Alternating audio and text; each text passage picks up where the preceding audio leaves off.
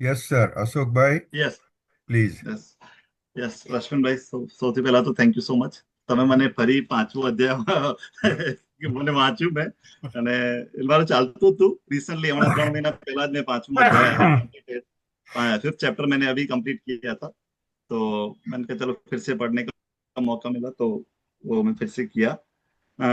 जैसे मैंने सुबह को एक लिखा था, तो मैंने एक ऐसे प्लान वर्कआउट किया कि जस्ट कि थोड़ा हम बैकग्राउंड देख लें, और पहले 4 अध्याय की छोटी समरी देख ले, और હમ. फिर फिफ्थ चैप्टर का हमने पहले 11 श्लोक हम कर चुके हैं, હમ. और फिर उसके बाद हम आगे बढ़े. तो अगर बैकग्राउंड देखें, हम सब जानते हैं, लेकिन even for the sake of repetition short में देखें, तो युद्ध की पूरी तैयारी हो चुकी है. जितने भी कोशिशें थी कृष्ण भगवान की, वो फेल हुई कि ये युद्ध ना हो. पहले तो वो चाहते थे कि युद्ध नहीं होना चाहिए, क्योंकि बहुत बार ऐसा देखा जाता है कि लोग कहते हैं कि कृष्ण चाहते थे कि युद्ध हो, इसीलिए ज्ञान हो, और उसको युद्ध करने के लिए कहते हैं. लेकिन जितने भी एफर्ट्स थे उन्होंने सब पहले पूरे कर लिए. वो पूरे करने के बाद युद्ध की तैयारी, अब war is about to begin. अब जैसे सब जानते हैं कि कृष्ण भगवान चैरिटियर हैं अर्जुन के, और जैसे अर्जुन कहेगा वैसे चैरिटियर को करना है. और अर्जुन पहले, जैसे कोई भी अच्छा वॉरियर हो या कोई सोल्जर हो, कि एनिमी कैसा दिखता है, क्या करता है, वो पहले जानना पसंद करेगा. इसी तरीके से अर्जुन भी कृष्ण भगवान को कहते हैं कि आप मेरा चैरियट बीच में लेके चलो, and I want to inspect the things as अभी क्या पोजीशन है. वेरी इंटेलिजेंटली, मे भी भगवान को हम पे कृपा करनी थी, इसीलिए वो चैरियट ले गए भीष्म पितामह और द्रोणाचार्य के सामने. दुर्योधन के सामने नहीं ले गए, क्योंकि शायद उस अगर वहां ले गए होते तो हमको शायद ये गीता नहीं मिलती. तो ये ले गए भीष्म पितामह, जहां अर्जुन जो युद्ध की तैयारी कर रहा था, वो वॉरियर्स को ना देख के अपने सगे संबंधी को देखता है. और यहां से ही अर्जुन का मोह शुरू होता है. और जब देखा जाता है कि हमारे हर चीज की जो प्रॉब्लम है, वो हमारे मोह से शुरू होती है, हमारे डिल्यूजन से शुरू होती है. और अगर हम देखें मोह क्या होता है, कि जिस चीज को जैसे है वैसे न देखना और कुछ और देखना, वो मोह है. That is delusion. अब हमारे जो भी प्रॉब्लम होती है, इसकी इसकी वजह से ही शुरू हो जाती है. और इस मोह की वजह से ही है कि जो राग और द्वेष होता है, लाइक्स एंड डिसलाइक्स, कि जो मुझे पसंद है, जो वो उनके रिलेटिव्स थे, वो वहां पे वो अचानक से वो लाइक डिसलाइक के, मतलब जो डिसलाइक वाली भावना खत्म हो गई, और ये देखने लगे कि ये तो मेरे पितामह हैं, ये सब हैं. तो कृष्ण की शुरुआत, ये अर्जुन की डिल्यूजन यहाँ से शुरू हो जाती है. और जैसे ही हम मोह से बाहर निकलते हैं, तभी हम सही फैसले ले सकते हैं.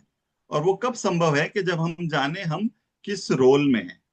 अब जब अर्जुन की परिस्थिति देखें, तो वो एक क्षत्रिय के रोल में था, और क्षत्रिय के रोल में वो वॉरियर ना देख के कुछ और देख रहा था.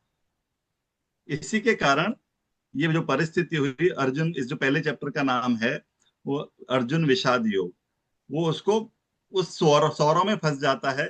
और यही मोह है जो हमारे सौरों का कारण, हमारे दुख का कारण बनता है आगे चल के.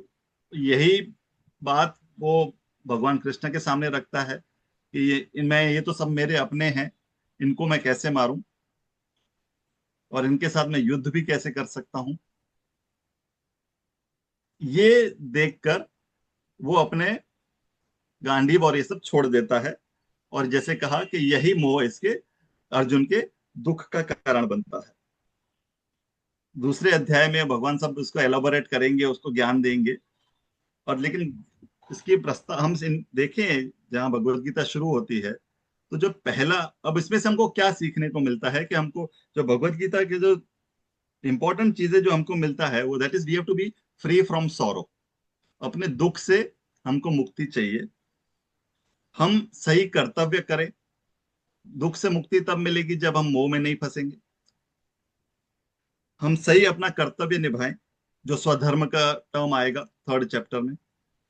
उस कर्तव्य से हम अपने चित्त को शुद्ध करें और अल्टीमेटली उस ज्ञान को प्राप्त करें जिसके लिए हमारा मनुष्य का जन्म हुआ है। और भगवत गीता को इस तरीके से भी देखा जाता है, जब पहला श्लोक आता है कि वो दैट फर्स्ट श्लोक स्पोकन बाय धृतराष्ट्र, वैसे धृतराष्ट्र उवाच, जो पहला पहला शब्द है, धर्म क्षेत्रे कुरुक्षेत्रे समवेतायुत्सवा मामका पांडवाश्चैव किम कुरुवत संजय। अब कहने वाले कहते हैं कि यहीं से जो लाइक एंड डिसलाइक यहां से शुरू होती है। वो कब शुरू होती है?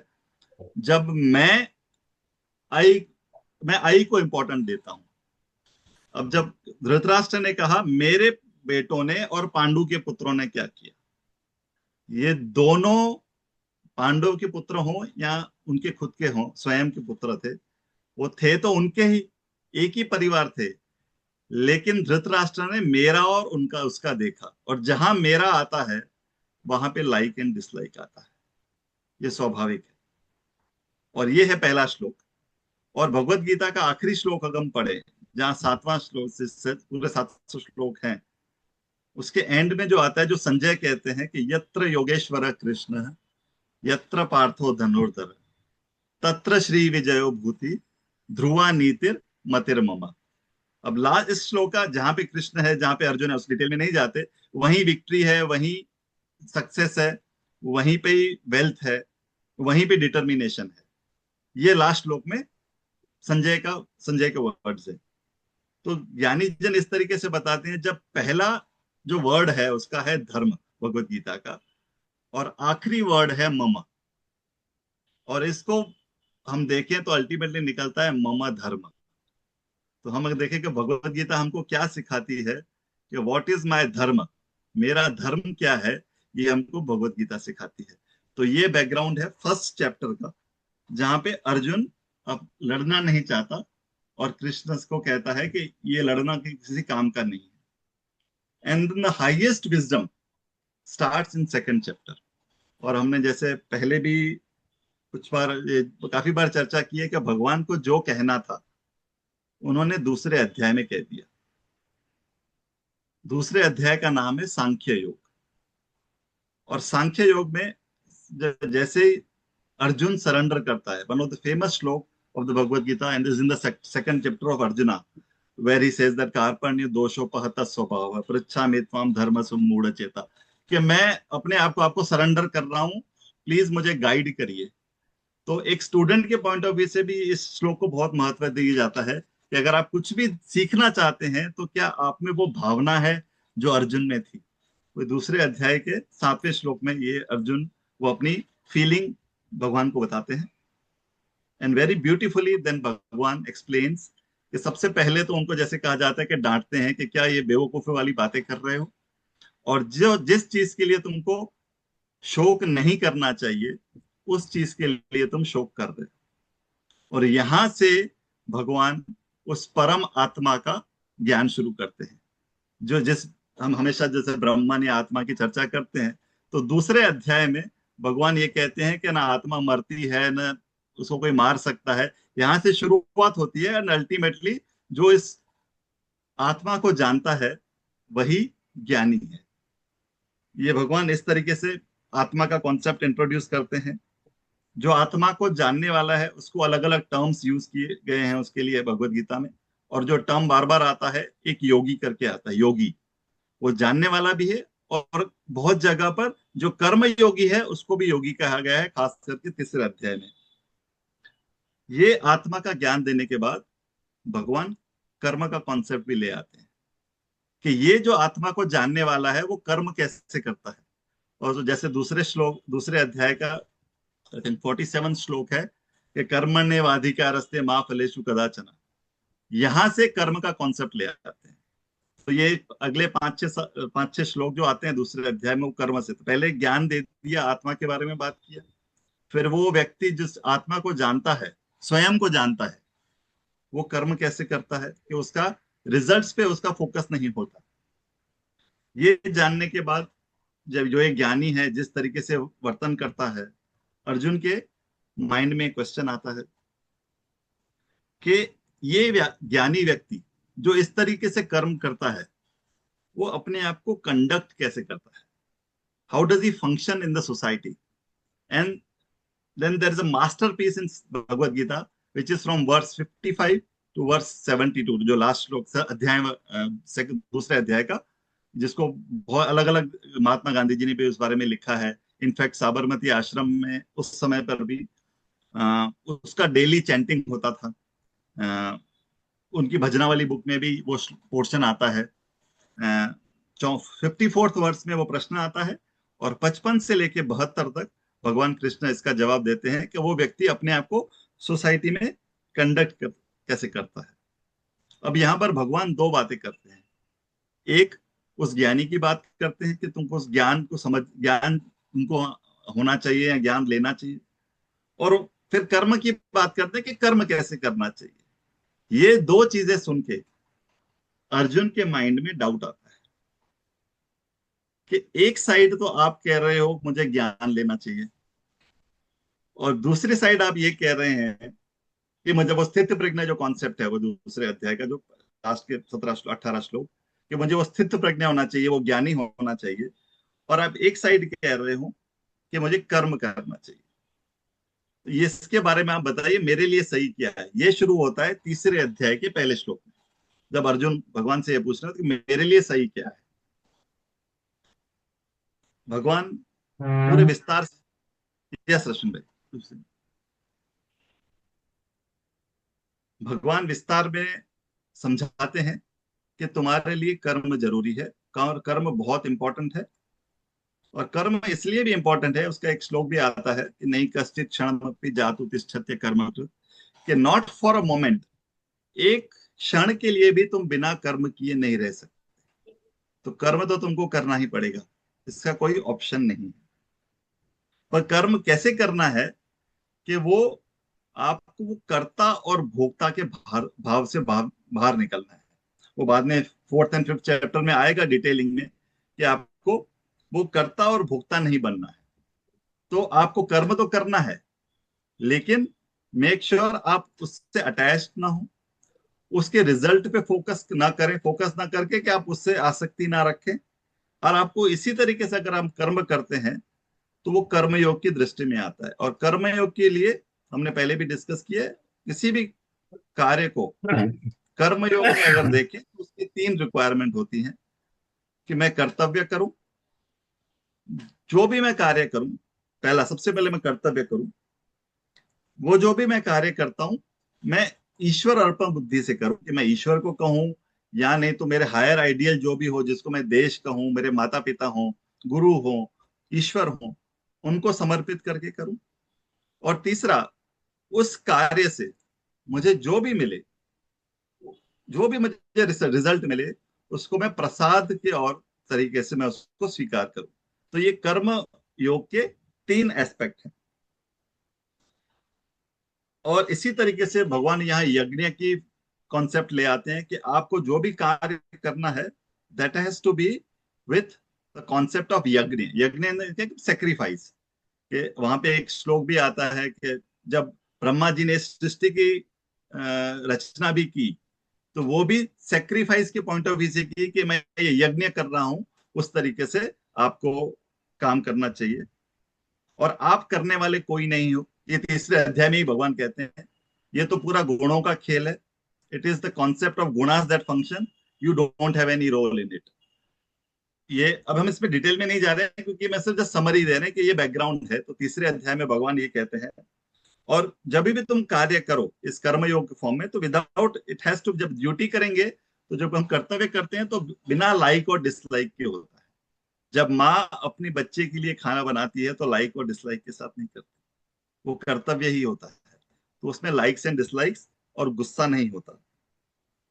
और dedicate your actions to the higher ideal, जैसे कहा कि कर्मयोग का हिस्सा है। और अपने डिजायर से रिलेटेड, जो सेंसेस की वजह से हमारी इच्छाएं जागती हैं, बस वो सेंसेस के पीछे ना भाग के अपने डिजायर्स को खत्म करो और उसी तरीके से आप कर्तव्य करो। ये पूरी समरी कर्मयोग की भगवान तीसरे अध्याय में दे देते हैं। Then comes 4th chapter. 4th chapter is renunciation of action. Karma Sannyasa योग। अब यहाँ हमको कर्म बताया, अब कर्म में से संन्यास कैसे है, ये चौथे अध्याय में भगवान बताते हैं। वो कैसे बताते, शुरुआत कैसे करते हैं, इस सबसे पहले कि इस नॉलेज का इंपॉर्टेंस डिक्लेयर करके। वो कैसे डिक्लेयर करते हैं कि ये तो जनरेशन से चलता आ रहा है, और ये मैंने विवस्वान को दिया, विवस्वान ने मनु को दिया, मनु ने ईक्ष्वाकु को दिया। ये पहले श्लोक में आता है। ये डिटेलिंग करने के बाद, क्योंकि ये बताने का पर्पस था कि नॉलेज कितना इंपॉर्टेंट है और जो ये चलता आ रहा है। और इसके साथ अर्जुन, जैसे ये अर्जुन सुनता है तो उसके मन में क्वेश्चन आता है कि आप तो, आपका जन्म तो अभी हुआ है, तो आप इतने पीढ़ियों पहले या उन जनरेशन्स को कैसे बताया आपने।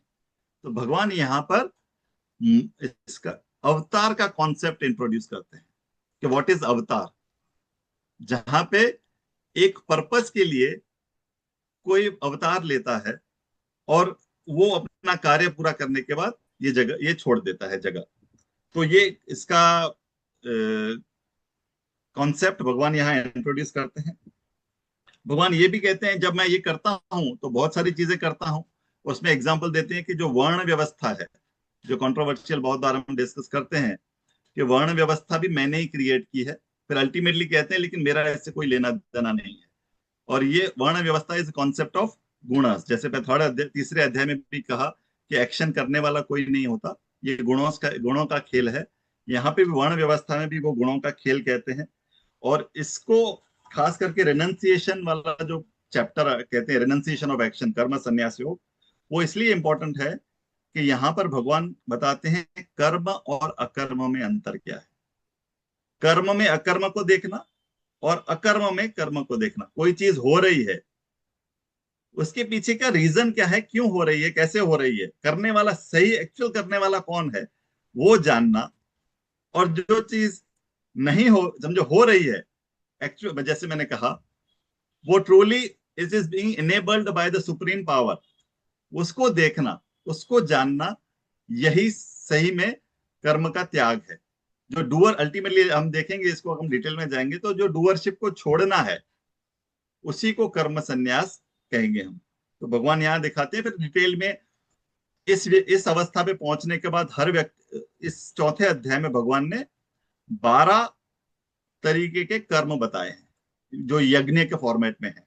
अलग अलग उसको, जैसे हम श्रवण मनन भी कहते हैं, वो भी एक यज्ञ के फॉर्मेट में बताया है कि 12 तरीके के कर्म है जो इस व्यक्ति को करना चाहिए।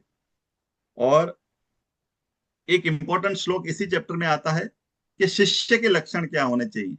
क्योंकि कॉन्सेप्ट आता है कि जब हम जर्नी देखते हैं एक सीकर की, जो कर्म योग से शुरू होती है, उसमें एक कॉन्सेप्ट भी आता है गुरु उपसदन। क्या आप एक टीचर से आप सीखते हैं, तो जब टीचर से सीखते हैं तो एक श्लोक बहुत अच्छा आता है इसमें, जहां पे 3 क्वालिटीज स्टूडेंट की बताई गई 4th चैप्टर में।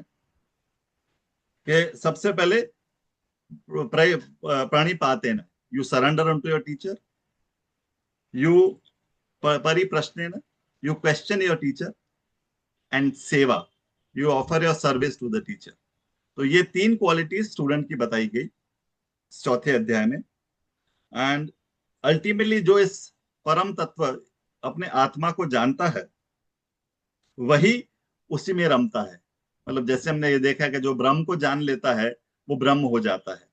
वो यही 4th चैप्टर में भी ये इस कॉन्सेप्ट को एक भगवान बताते हैं। और ऐसे व्यक्ति को जो कर्म में अकर्म देखता है, अकर्म में कर्म देखता है, ऐसे व्यक्ति को कोई भी एक्शन, कोई भी कार्य बांधता नहीं है। एंड इसी तरीके से लास्ट श्लोक में भगवान कहते हैं कि आप योगी बनो। इस चैप्टर में योगी इन द सेंस कि आप वो कार्य करिए। दैट वाज स्पेसिफिकली वो जो 12 चीजें भगवान ने बताई हैं वो करने के लिए कह रहे हैं। और चौथा चैप्टर यहाँ खत्म होता है। Then we get into the 5th chapter, जो पहले 11 श्लोक हम कर चुके हैं।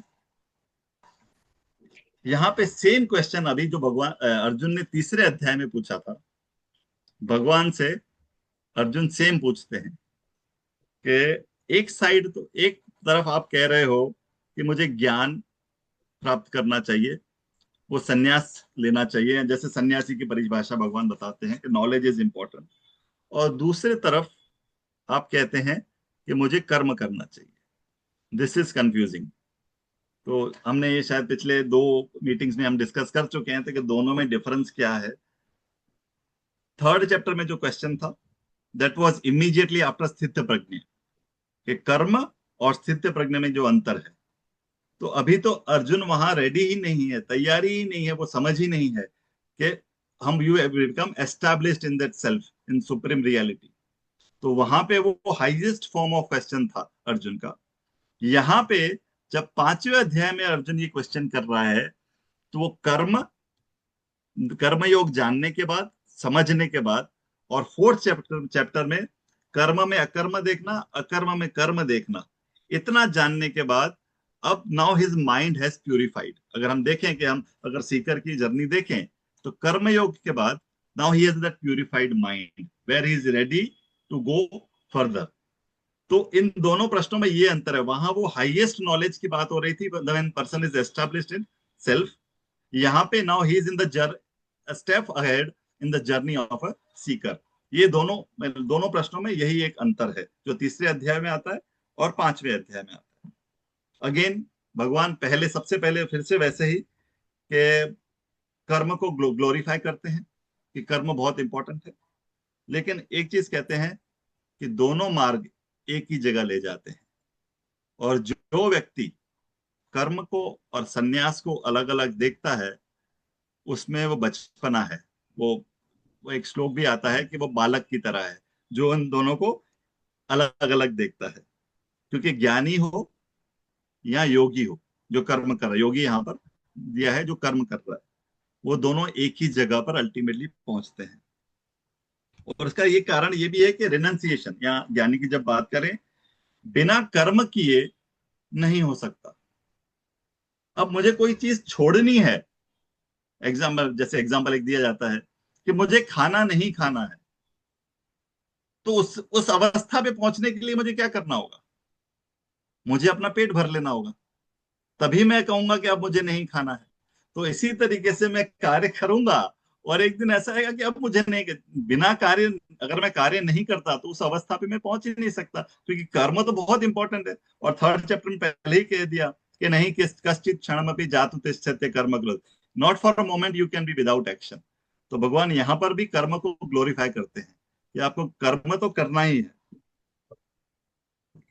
फर्क ये आ जाता है कि ये कर्म करने के बाद आप इतना जान लेते हैं कि एक्चुअल कर्ता आप नहीं है।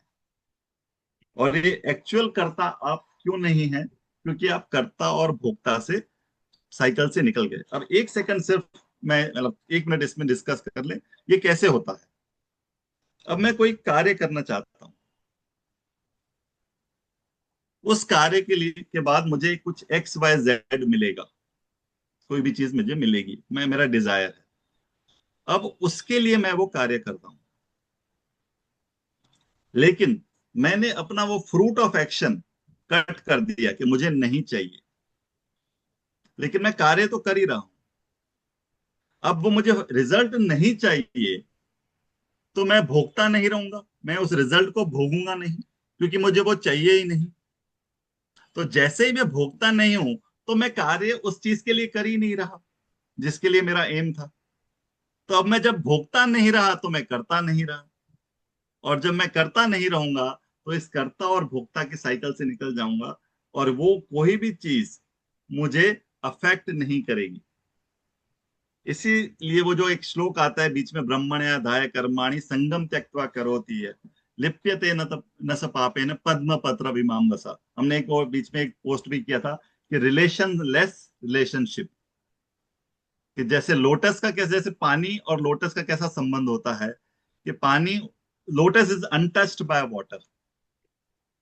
इन द सेम वे, जब ये मैं कर्ता और भोक्ता के साइकिल में से बाहर निकल जाता हूं, तो मैं करता रहता नहीं, और वो कोई भी मैं एक्शन मेरा हो, I am not affected by this action, what ever action I do. And such person uses body mind and intellect is purification. जब कोई भी कार्य होता है, अब उसके लिए इंस्ट्रूमेंट्स क्या है? हमारे बॉडी माइंड और इंटेलेक्ट ही इंस्ट्रूमेंट्स हैं। So this body mind and intellect are used as a tool to perform any action. सो ये है समरी जो हम अभी तक कर चुके हैं 11वें श्लोक तक। कि जब भगवान ये 11वें श्लोक में जो बीएमआई है हमारा body mind intelligence, these are only equipments to reach to that higher state. Rashmin bhai, anything to add then before then we go to verse 12? I'll just take 1 minute. Uh, Yes, please. it is very good to summarize. Actually, after every 2, 3 chapters, we should again summarize so that we have clarity. I would just summarize in my own manner that the Gita starts with Visad Yoga. Before the Mahabharat war starts, Arjun has Visad. He says, मुझे तीनों भुवन नहीं चाहिए, मेरे सगे संबंधी को मार के मुझे क्या मिलेगा, मुझे कोई दरकार नहीं है उसकी। तो ये उसका मोह था, क्योंकि वो राजा था और राजा का कर्तव्य था कि जो अ, बुरे काम करता है उसको सजा करना वो भी राजा का कर्तव्य है। हमने देखा है बहुत कहानियों में कि राजा फिर वो समय नहीं देखता है कि मेरे सगे संबंधी कौन है, उसको सब भूल के उसका अपना कर्तव्य करना है। वो कर्तव्य छोड़ने की बात की, वो उसका मोह था।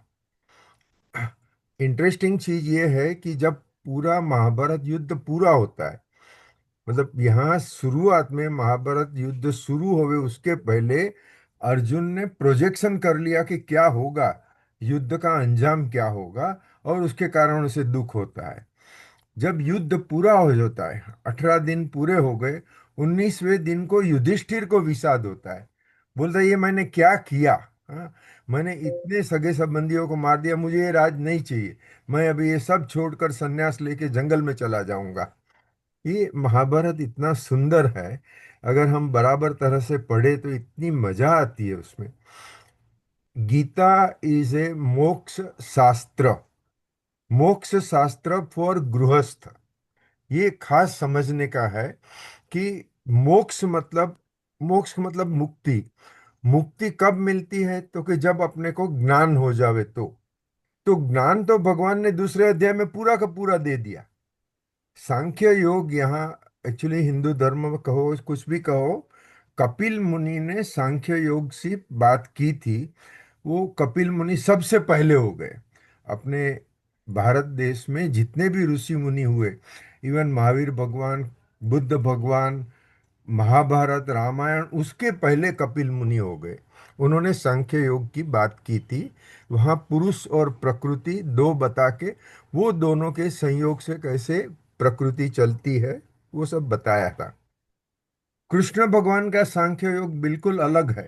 ये राम सुखदास जी क्लियर करते हैं कि भले शब्द एक ही है, नाम एक ही है, मगर कृष्ण भगवान जो बात कर रहे हैं वो स्ट्रेट अवे सांख्य योग, मतलब कि तू आत्मा है, आत्मा सो परमात्मा, तेरा मृत्यु है ही नहीं। जैसे तेरा नहीं है तो भीष्म पितामह द्रोणाचार्य वगैरह कहाँ कौन मरने वाला है, तो वो सब विषाद तू छोड़ देवे।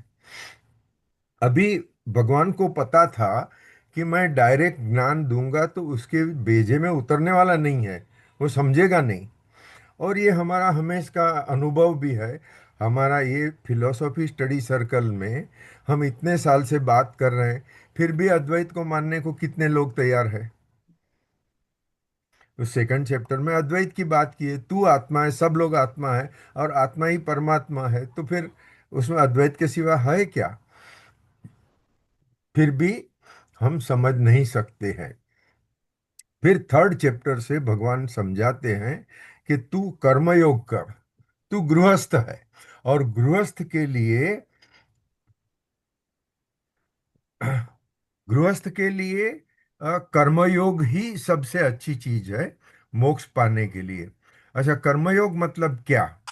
तो कहते हैं कि तू दूसरों के भले के लिए काम करेगा, जिसमें तेरा खुद का निजी स्वार्थ बिल्कुल नहीं है, और वो कर्म के फल की तुम्हें कोई अपेक्षा नहीं है, इसे कर्मयोग कहते हैं।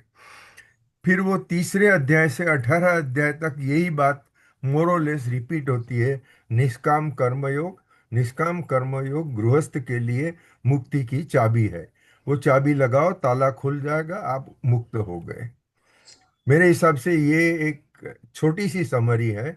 अभी आगे फिफ्थ चैप्टर में अशोक जी से हम आगे सुनते हैं। मानव भाई को कुछ कहना हाँ जी। एक हाँ एक जी। एक minute, excuse me. Please go, no problem. Ashok भाई ने एक बोला था कि अगर मैं कार्य करता हूँ और उसका फल नहीं चाहता हूँ तो मैं भोगता नहीं रहता।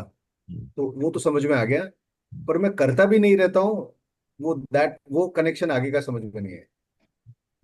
मुझे कोई भी चीज करनी है मानव जी, कुछ प्राप्त करने के लिए करनी है, ठीक है। अभी मैं वो 12th चैप्टर में वो सेम एग्जांपल आने, 12th वर्स में सेम एग्जांपल आएगा। नहीं, मैं एक क्लेरिफिकेशन करूं अशोक जी। Yes please. मानव जी, आप सेवा काम कर रहे हैं। हाँ, कृष्ण कुमार जी भी कर रहे हैं, मैं भी कर रहा, मैं अभी छोड़ दिया, मैं किया। मगर हम्म। 35 साल तक जब मैंने किया, तो पहले साल मुझे लगता था कि मैं गरीबों की सेवा कर रहा हूँ। हम्म, तभी मेरी बिल्कुल छोटी सी आय थी, फिर भी मैंने शुरू किया। फिर आगे जैसे बढ़ते गया, ऐसे हर एक सवाल इतने कठिन होते गए। हाँ, इतनी बड़ी बड़ी चीजें, इतनी बड़ी समस्या थी कि मुझे भरोसा था कि ये एक आदमी की कोई बस की बात ही नहीं थी। हम्म, अच्छा, मैंने जो सपने चाहे थे कि मैं 100 आदमी को मदद करूं, उसके बदले में 5 लाख से ज्यादा आदमी को फायदा हो गया। अभी वो किसने किया? वो मेरे बस की बात नहीं थी। जहां जहां मुझे मुश्किल पड़ी, भगवान ने आके मुझे मदद की, काम हो गया। तो मुझे संतोष होता है कि मैंने कुछ किया। मगर जरा मैं डीपली सोचूं तो समझ में आता है कि I was only an instrument. The work was actually done by God, and now I realize that God wanted that people of Dharampur must come up. They must have a better life. Okay, वो काम के लिए भगवान ने मुझे इशारा किया, मैंने इशारा कबूल किया, और मुझे एक इंस्ट्रूमेंट की तरह से भगवान ने यूज किया। मेरे ख्याल से कहीं एक श्लोक आता है कि अगर आप यज्ञ कर रहे हो, हाँ, वो आपके पास एक बड़ा चम्मच है, उसको क्या बोलते हैं वो लोग, संस्कृत शब्द है। हाँ, उसमें घी लेके आपने यज्ञ में डाला, फिर चावल लेके यज्ञ में डाला। अभी वो जो चमचा है, वो सोचेगा कि यज्ञ तो मैं ही कर रहा हूं, तो क्या होगा? वो चम्मच यज्ञ नहीं कर रहा है, वो यजमान कर रहा है। तो हमेशा यजमान तो भगवान ही है, हम तो खाली इंस्ट्रूमेंट है। हम हमें कर्म करने का एक निमित्त बनाया गया। तो हमने एक बार वो उपादान कारण और निमित्त कारण निमित्त कारण। दोनों के ऊपर चर्चा की थी। देखिए, तो हम निमित्त कारण हैं, भगवान उपादान भी है, निमित्त भी है। सब कुछ भगवान ही करते हैं। ये अपना गीता में रिपीटेडली कहते हैं कि भाई तू कुछ नहीं कर रहा है, और तेरे दिमाग से कोई भी ख्याल होएगा कि मैं कर रहा हूं, तो वो निकाल दे। तो मैं करता भी नहीं हूं। मैं अगर करता नहीं हूं तो मैं भोगता कैसे हो सकता हूं? कर्म योग का एक ही फल है, और वो है मुक्ति। आपको ब्रह्म ज्ञान मिल गया, क्योंकि कर्म योग से चित्त शुद्धि होती है। चित्त शुद्धि हुई तो जैसे कि सूरज तो आसमान में था, मैं रूम के अंदर बैठा था, मैं रूम से बाहर आ गया, मैंने सूरज को देख लिया। ठीक है ना? हाँ अशोक यही जी। यही 12वें श्लोक में आएगा मानव जी, जो अभी हम कर रहे हाँ हैं। जी। और रश्मिन भाई, आपने जो कहा कि मोस्ट फेमस श्लोक है, ब्रह्मार्पणम ब्रह्म हवि, हाँ, ब्रह्माग्नौ ब्रह्मणा हुतम ब्रह्मैव तेन गंतव्यम ब्रह्म कर्म समाधिना। So correct. मतलब इसमें फेमस मतलब ये था। एक रश्मि भाई फॉलोअप क्वेश्चन है, if you permit me. Please. मेरी आवाज आ रही है ना? हाँ। एकदम यस। जैसे क्लियर आ रही जैसे है। आपने, हाँ, जैसे रश्मिन भाई आपने बोला कि जैसे आपने जो खुद की स्टोरी बताई थी हम्म। कि आपने जो कर्म किया और हाँ। उस कर्म में फिर आपको बाद में लगा कि आप नहीं कर रहे हो, so that kind of emerged into you on its own, yes, right? You are right.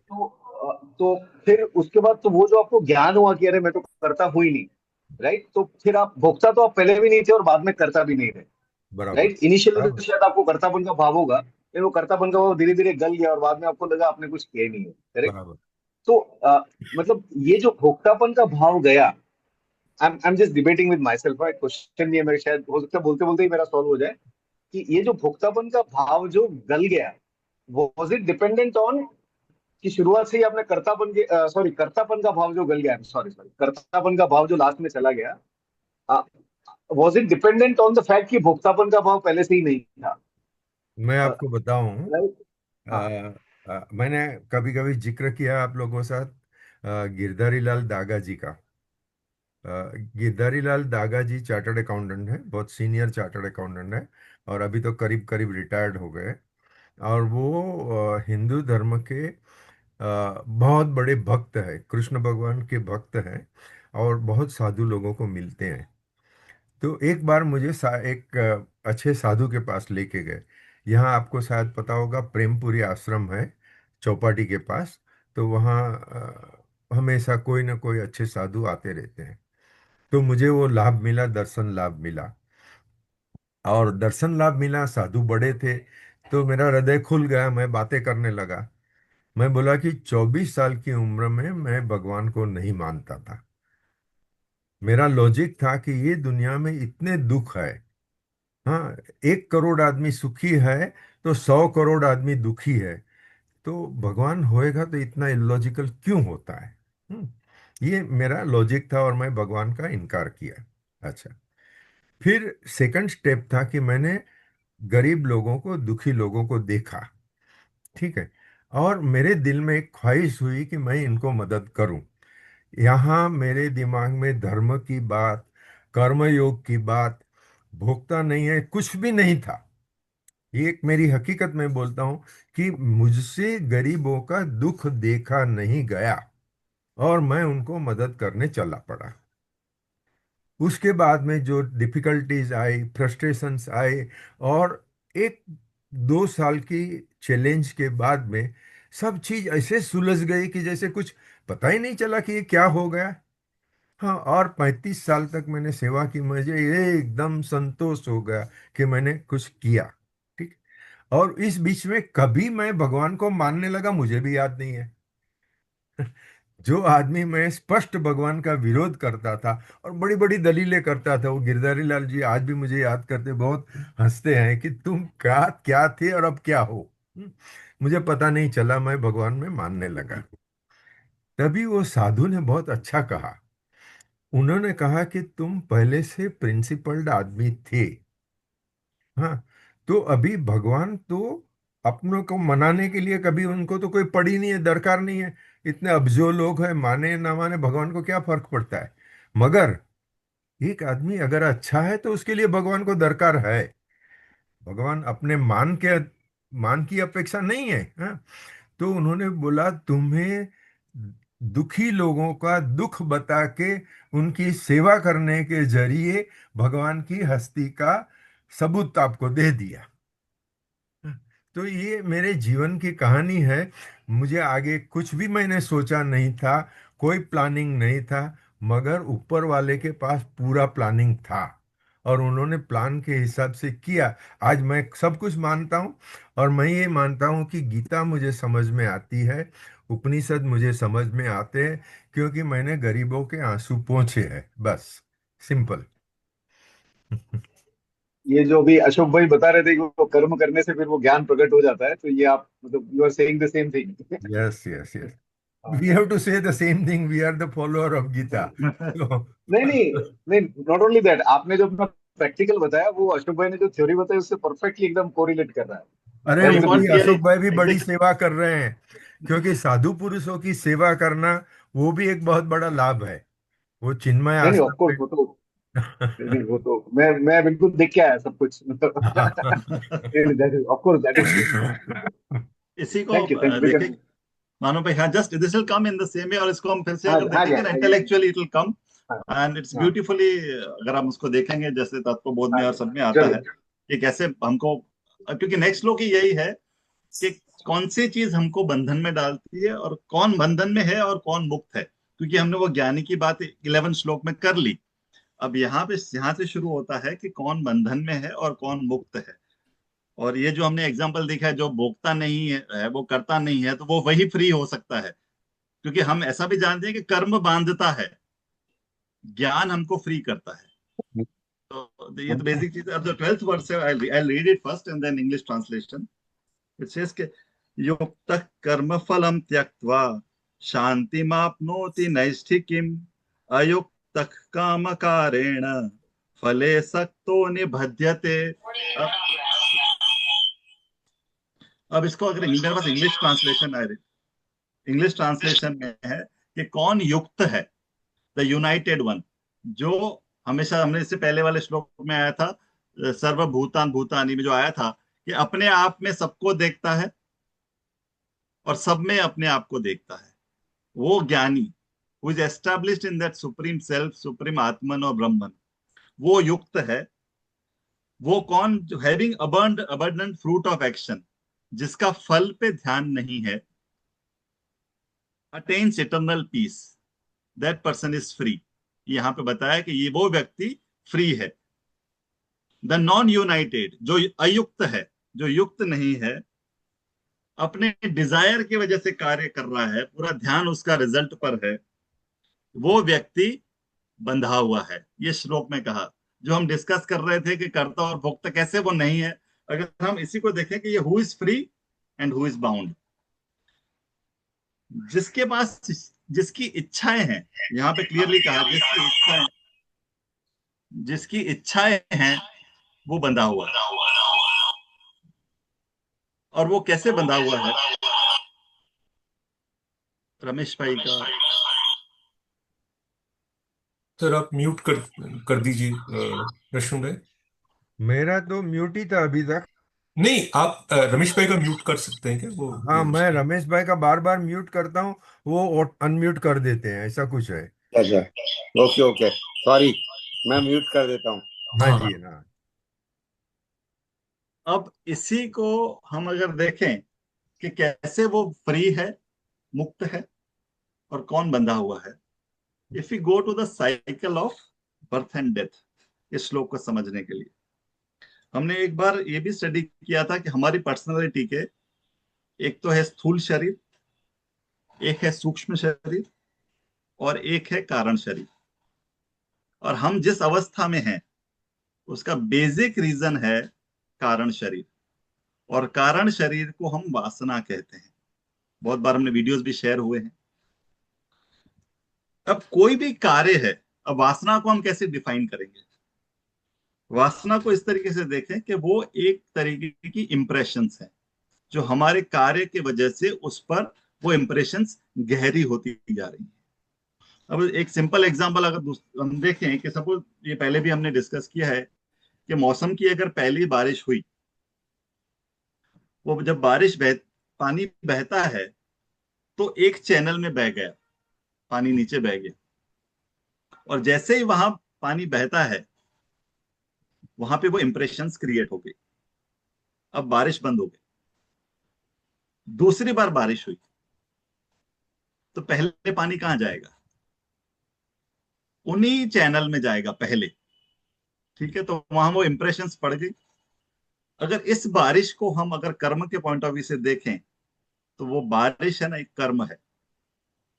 हम कोई भी चीज करें, हमारे ऊपर उसकी इंप्रेशन पड़ती जाती है, और हम चाहें कि ना चाहें वो गहरी होती जाती है, अगर मेरी इच्छा है के हिसाब से वो हो रहा है तो। अब इसमें से हमारा जो ये जो शरीर मिला है, वो उसको जो वासना कहते हैं, वो उसी पर्पस को फुलफिल करने के लिए दिया गया है कि we have to exhaust our वासना।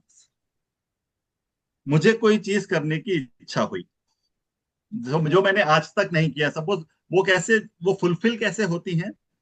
जब एक कंड्यूसिव एनवायरनमेंट मुझे मिलता है। एग्जाम्पल, कि जैसे हमने पहले भी शायद डिस्कस किया था, ये दो भाई हैं, एक को अचानक मंदिर जाने का शौक हो गया, एक को अचानक सिगरेट पीने का शौक हो गया, सेम ही अवस्था।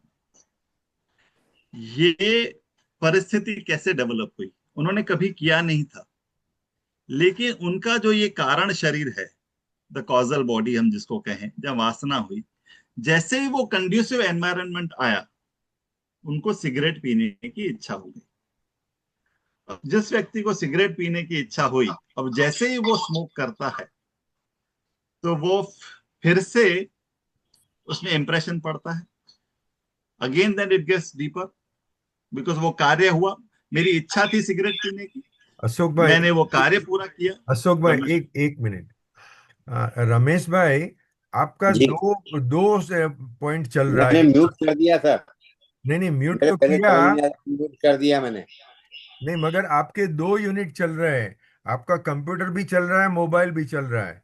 यहाँ सर। हाँ, यहाँ रमेश कचोलिया है, यहाँ रमेश है। दो चल रहा है, उसके कारण ये प्रॉब्लम हो रहा है। ये बंद कर दिया मैंने, मोबाइल हाँ, बंद कर। नहीं, बंद नहीं हुआ। आपके नहीं। दो नाम मुझे दिख रहे हैं यहाँ। मैंने गैलरी किया है। अगर कृष्ण कुमार जी आपको दिखता है तो ये हाँ, दो में है हाँ, रमेश भाई, दो में है सर। दो है नहीं, तो। बंद कर दिया सर मैंने, मोबाइल बंद कर दिया। उसको म्यूट कर, आप जिसपे है ना सर, उसको म्यूट कर दीजिए अपने आप को। क्या करूं सर? म्यूट कर दीजिए, म्यूट, म्यूट कर दीजिए। जैसे आपने पहले लेकिन किया था ना, वैसे फिर से म्यूट कर दीजिए। लेकिन बंद कर रश्मि भाई, दिया। आप जो उनको, आपको जो दूसरा वाला है रमेश कचोलिया वाला, उसको आप लॉग ऑफ कर सकते हैं फ्रॉम योर कंट्रोल्स। मैं तो अपने देखता आप हूँ। प्रॉब्लम सॉल्व हो जाएगा। बस अब हो म्यूट गया, हो हो गया, गया, हो गया, हो गया। बस ठीक है। हाँ हाँ, या बराबर है, हो गया, चलो। तो हम ये एग्जांपल देख रहे थे कि जैसे ही वो स्मोकिंग हुआ दोबारा, या फर्स्ट टाइम भी हुआ, तो वो एक्शन ने एक इंप्रेशन क्रिएट किया। इसी तरीके से जब हम आगे लाइफ में और बढ़ते जाएंगे, जब भी वो फिर दोबारा, एक बार अच्छा लगा तो दोबारा करने की इच्छा हुई, फिर दोबारा किया, तीसरी बार किया, तो वो इंप्रेशंस गहरी होती जाती है।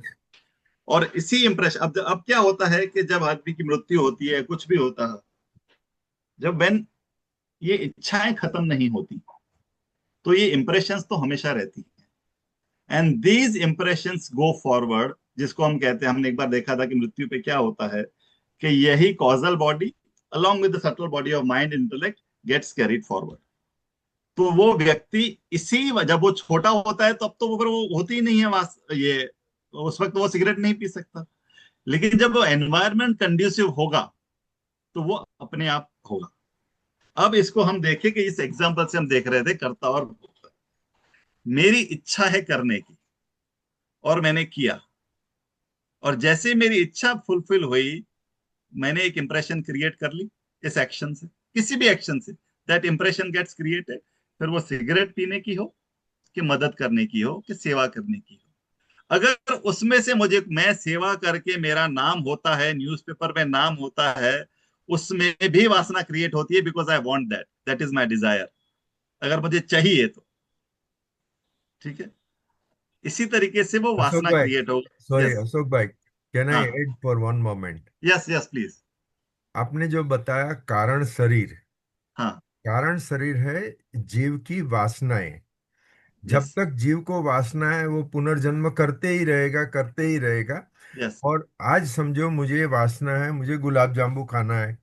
मान लो कि मेरी परिस्थिति नहीं है, मैं गुलाब जामुन अफोर्ड नहीं कर सकता हूँ। वो उसके लिए तरसते तरसते मैं गया। तो यस, दूसरे जन्म में मैं पूरा प्रयत्न करूंगा, मैं गुलाब जामुन खाऊंगा। हाँ। यस। मगर वो एक गुलाब जामुन खाते खाते मुझे रसगुल्ला की, दूध पाक की, बासुंदी की ये भी इच्छाएं होने लगी। हम्म। तो ये वासना जो है वो ऐसी है कि वो जैसे पीपल का पेड़ है, वो एक बहुत अच्छा इलस्ट्रेशन है। एक पेड़ में से हजारों बीज हर साल निकलते रहते हैं। तो एक पेड़ में से, और वो मकान के ऊपर, गटर के ऊपर, इधर उधर कहीं भी फिर वो पीपल उग जाता है। पीपल को उगने के लिए अच्छी जमीन की जरूरत नहीं, कहीं भी उग जाता है। ऐसे मेरी वासना है। अरे मेरी शक्ति है या नहीं, मेरी वासना तो बढ़ती ही रहती है। करते रहे। और आपने अशोक भाई ये शब्द भी यूज किए कि सेवा करने की भी वासना होती है।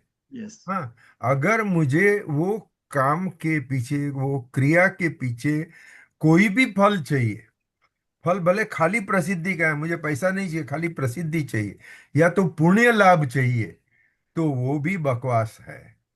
तो जब भगवान बताते हैं निष्काम, निष्काम मतलब मुझे कोई कामना नहीं है, कोई वासना नहीं है, मैं फिर भगवान का निमित्त हूँ, मैं हम्म। निमित्त कारण हूँ और मैं सेवा कर रहा हूँ, कर्मयोग कर रहा हूँ।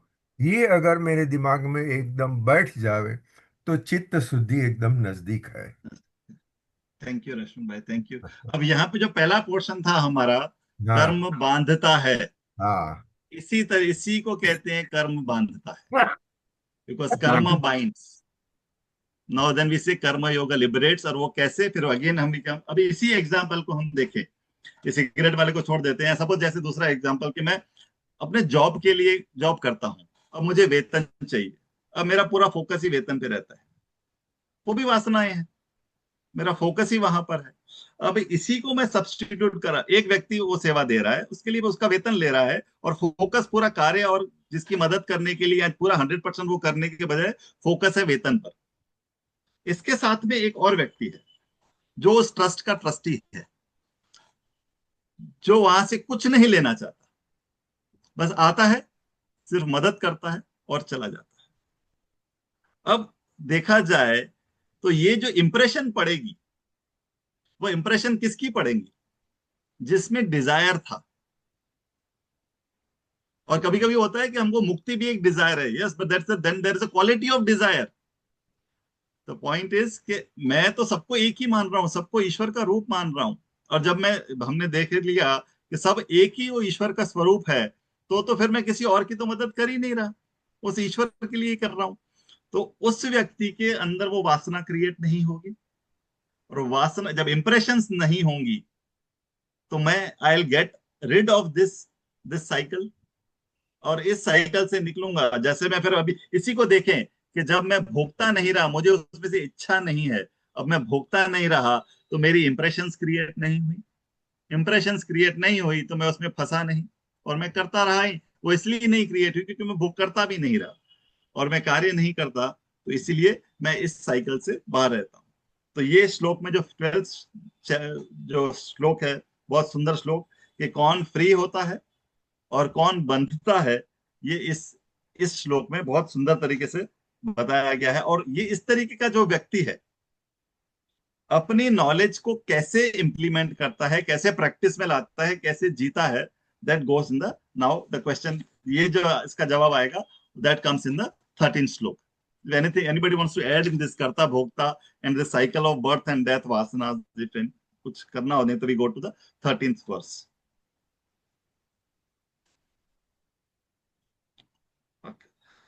So 13th verse is, how do you practice this knowledge? कि yukta is free, ayukta is bound. अब ये 13वें श्लोक में लिखा है, सर्व कर्माणि मनसा सम्न्यस्यास्ते सुखम वशी नवद्वारे पुरे देहि नैव कुर्वन् कारयन्। आई रीड इट इन, मैं इंग्लिश में पढ़ लेता हूं, इसका जो ट्रांसलेशन है, mentally renouncing all actions and fully self-controlled, the embodied one rests happily in the nine-gate city, neither acting nor causing others to act। अब ये उसकी परिस्थिति बताई गई है जो व्यक्ति इस तरीके से कार्य करता है कि अपने डिजायर से ऊपर उठ के बस सिर्फ करता है, जिसमें कर्तृत्व का कोई भाव नहीं है। वो व्यक्ति एक्चुअली रहता कैसे है? वो अपने आप को देही की तरह देखता है, और हम अपने आप को देह की तरह देखते हैं। दोनों में अंतर क्या है? कि हमारा एक्सपीरियंस है आई एम द बॉडी, और उसका एक्सपीरियंस है I reside within the body, this body is mine. और वो अपने हर कार्य को, एक्शंस को बिल्कुल कंट्रोल्ड फॉर्म में करता है, और इस शरीर के अंदर कैसे रहता है? शरीर की उपमा दी गई है अ सिटी ऑफ 9 गेट्स, ये कठोपनिषद में भी आता है। And how is this city of 9 gates? जैसे कि हमारा ये शरीर है, उसको इस तरीके से देखिए कि we have 9 openings, 2 eyes, 2 ears, 2 nose, 6, 1 mouth, 1 reproductive organ and 1 the excretory organ. ये हमारे 9 जो है गेट्स हैं, ये बॉडी को सिर्फ एक इक्विपमेंट की तरह मानता है और उसके अंदर रहता है, ऐसा है। और जैसे हमने कहा, हम इस शरीर को इंपॉर्टेंस देते हैं, वो शरीर को एक इक्विपमेंट की तरह यूज करता है और कार्य करता है समाज की भलाई के लिए। एंड हम देखा जाए तो इस शरीर के, और मैक्सिमम मतलब देखा जाए तो मन के गुलाम हो जाते हैं। उनके उसके लिए शरीर, मन और बुद्धि गुलाम है। हमारा मन कहता है वो हम कर लेते हैं, but he that person is controlled. वो उसको पता है क्या करना है क्या नहीं करना है। और जैसे मैंने कहा, ये मेटाफर कठोपनिषद में भी आता है। और जैसे मैंने कहा कि जैसे ज्ञानी, वो जो ज्ञानी है और हम जो इग्नोरेंट हैं, अज्ञानी हैं, दोनों में अंतर ये है कि हम देह की तरह जीते हैं, वो देही की तरह जीता है। कि मैं, I am the indweller of this body. So this is how he conduct himself. वो इस तरीके से, जो ज्ञानी है, अपने आप को इस तरीके से दे। This is the summary of 13th verse. Rashmin bhai, if you would like to please add something. Unmute yourself, please. आप unmute करिए।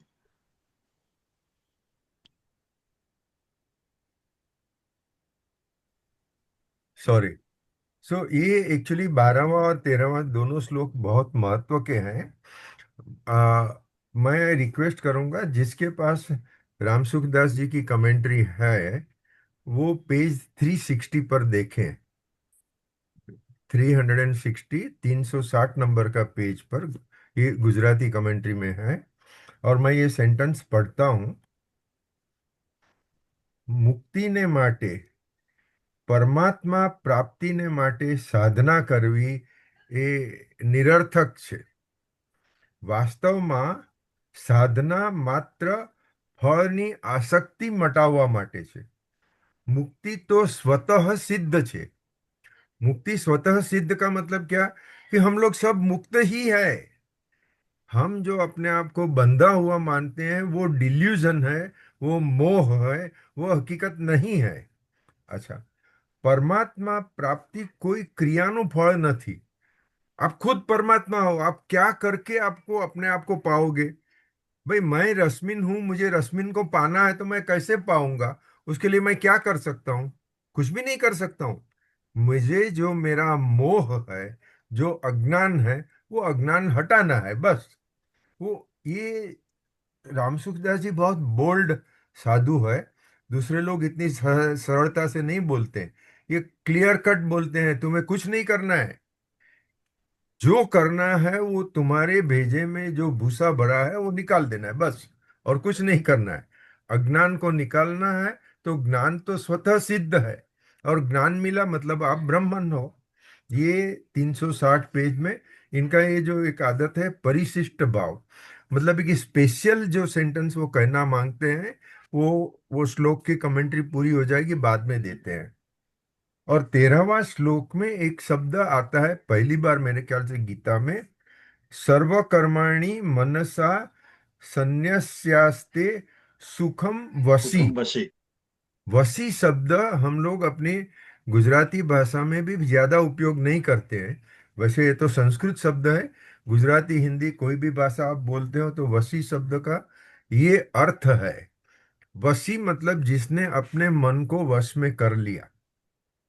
ऐसा कौन लोग है जो वश मन को वश करते हैं?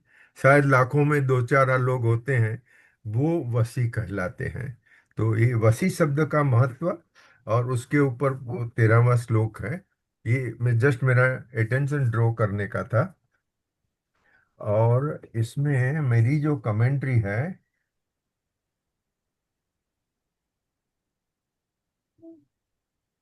जो अशोक भाई ने कहा कि मैं जीवात्मा हूं, मैं कर्म नहीं कर रहा हूं, तो कौन कर रहा है कर्म? मेरा ये सवाल है, कर्म कौन कर रहा है? अद्वैत में ब्रह्म के सिवाय कुछ है ही नहीं।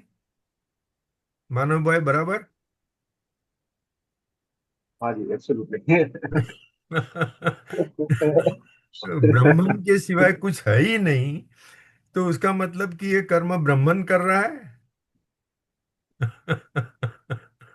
एक चार्टर्ड अकाउंटेंट का ब्रह्म सवाल है। आप जवाब दीजिए। मैं तो नहीं कर रहा हूँ कर्म, ये जो मैं बोल रहा हूँ मैं नहीं बोल रहा हूँ, कौन बोल रहा है? सर, और मानव के बिहाफ में मैं जवाब देता हूँ सर इसका। हाँ, दीजिए दीजिए मानव तो। के बिहाफ में देता हूँ। मानव बहुत हेल्प करता है मेरी, थोड़ी हेल्प करता हूँ मानव की, बिल्कुल। और इनफैक्ट मैं मेरी हेल्प करता हूँ क्योंकि मानव इज नो अदर, है ना? तो वाह, ये देखो जी, एकदम अद्वैत इन एक्शन। सो मैं इनफैक्ट जो अशोक भाई जो लास्ट में बोल रहे थे ना, 5-10 मिनट से मैं यही सोच रहा था कि सर ये इन सब चीज का सॉल्यूशन है अद्वैत। सब मतलब कहीं भी उलझ जाओ ना तो सर सॉल्यूशन लास्ट में अद्वैत में ही मिलता है, कि वन इन ऑल। हम एक रटने के लिए नहीं बोलते हैं, इसको फील करने की बात है कि one in all and all in one. आप कभी भी जैसे मान लीजिए कि आपका माइंड एजिटेटेड है एक सेकंड के लिए या पीसफुल नहीं है, लेकिन जस्ट 2 मिनट खाली ये सोचने लगते हैं ना कि one in all, one in all, one in all, one in all, one in all. Sir वो वन मतलब वो ब्रह्मन जो आप बोलते हैं वही, वही सब में है। तो जिससे आप डील कर रहे हो वो भी वही है, आप भी वही हो। सो देर इज नो अदर।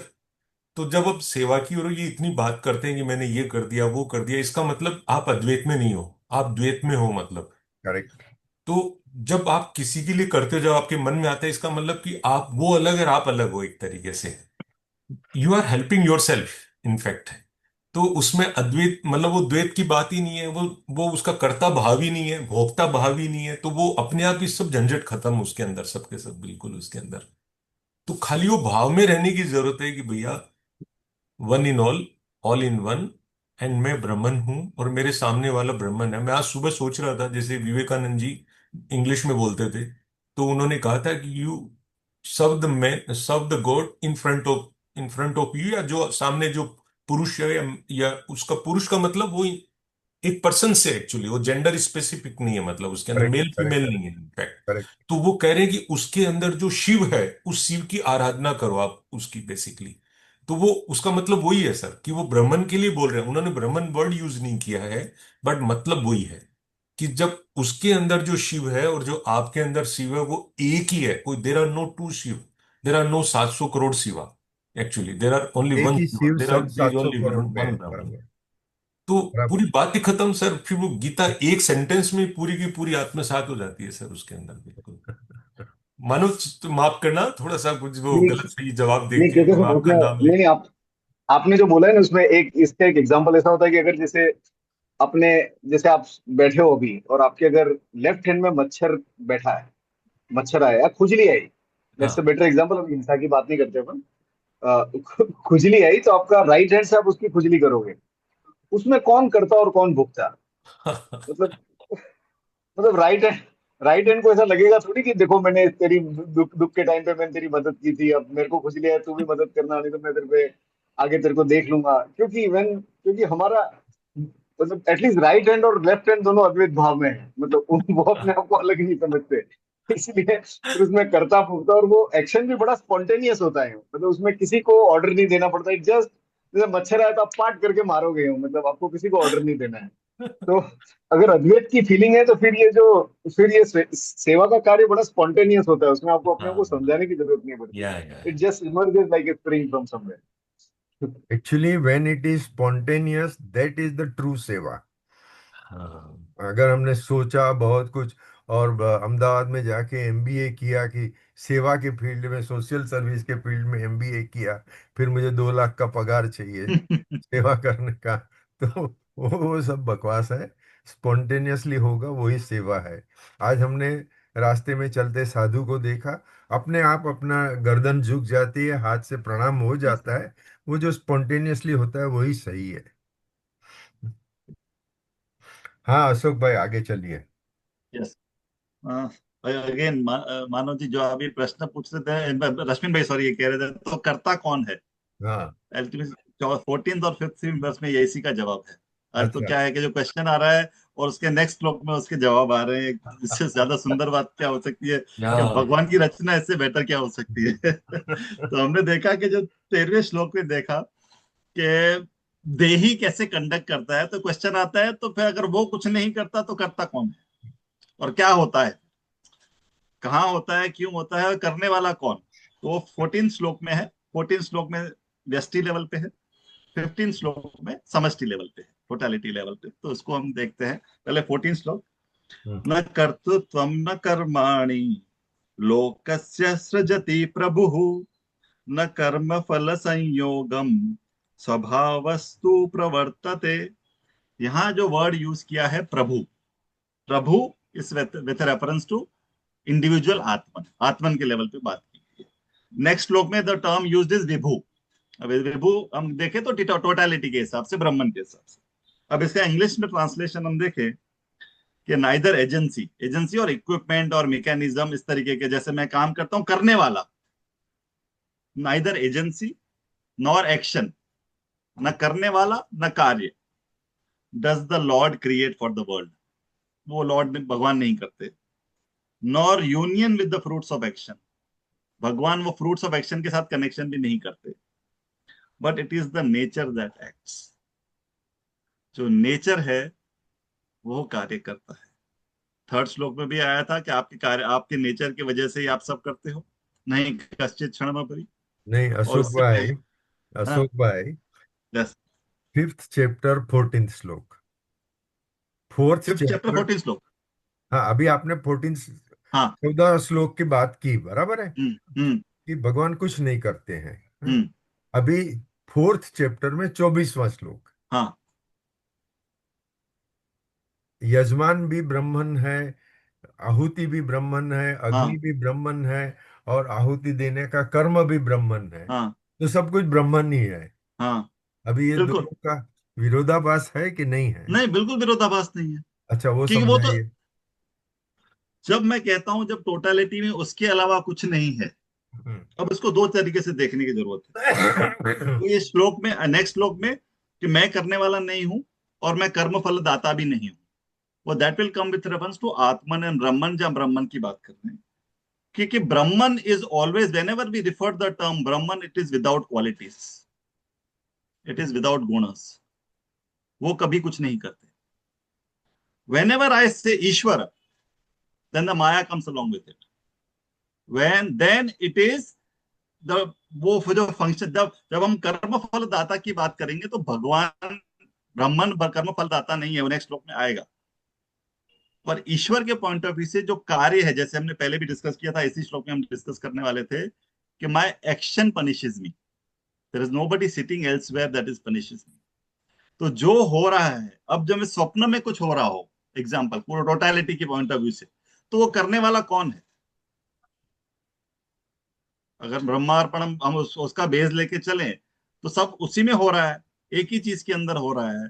तो स्वप्न के अंदर मुझे अगर शेर मार रहा है, तो कौन मार रहा है? कोई नहीं। इसी तरीके से ब्रह्मार्पणम ब्रह्म हवि में लिखा है कि टोटालिटी में जो हो रहा है वो सब एक ही है। अब जैसे ये आपने वो एग्जांपल दिया, मानव जी ने शायद एग्जांपल दिया कि मैं एक हाथ से दूसरे हाथ को खुजा रहा हूं या कुछ भी कर रहा हूं, तो कौन कर रहा है? कोई करने वाला नहीं है। मैं इस कृष्ण भाई इसको इस तरीके से देखता हूँ। ठीक है, मैं अभी चर्चा नहीं करूंगा, मेरा थोड़ा दृष्टिकोण अलग है। हाँ प्लीज, आप कहिए तो आगे बढ़ते हैं। नहीं, ऐसा है कि शुद्ध अद्वैत में प्रकृति भी ब्रह्मन की शक्ति है। प्रकृति यस। वो ब्रह्मन से अलग नहीं है, क्योंकि ब्रह्मन के सिवाय कुछ है ही नहीं। उसी को शुद्ध अद्वैत कहते हैं। कि जो मतलब, जैसे कहते हैं जो शिव पंथी होते हैं, शैव पंथी, वो हाँ, शिव शिवाय। भगवान, शंकर भगवान को ब्रह्मन के स्थान पे रखते हैं, और पार्वती उनकी शक्ति है। यस। और फिर अर्धनारीश्वर का जो मूर्ति होती है, उसका मतलब कि शंकर और पार्वती एक ही है, दो नहीं है। नहीं है, यस। जब वो आप स्वीकार करो कि ब्रह्मन और प्रकृति दोनों एक ही है, तो ही आपका अद्वैत का प्रिंसिपल स्वीकार्य हुआ। नहीं तो तब वो अद्वैत की बात कैसे कर सकते हो? फिर उसमें एक डिफरेंशिएशन है कि एक निर्गुण ब्रह्मन है। हम्म। जो, अगर किसी ने भी वो शंकर भगवान की कहानियां पढ़ी होगी, तो बताते हैं कि शंकर भगवान 50,000 साल के लिए साधना में बैठ गए, मतलब तभी उनको पार्वती पिक्चर में नहीं थी। हम्म। और फिर कुछ समय के लिए पार्वती पिक्चर में आती है। मतलब जब भी निर्गुण ब्रह्मन है, तो मतलब वो समाधि में है, शांत है, कुछ भी नहीं है।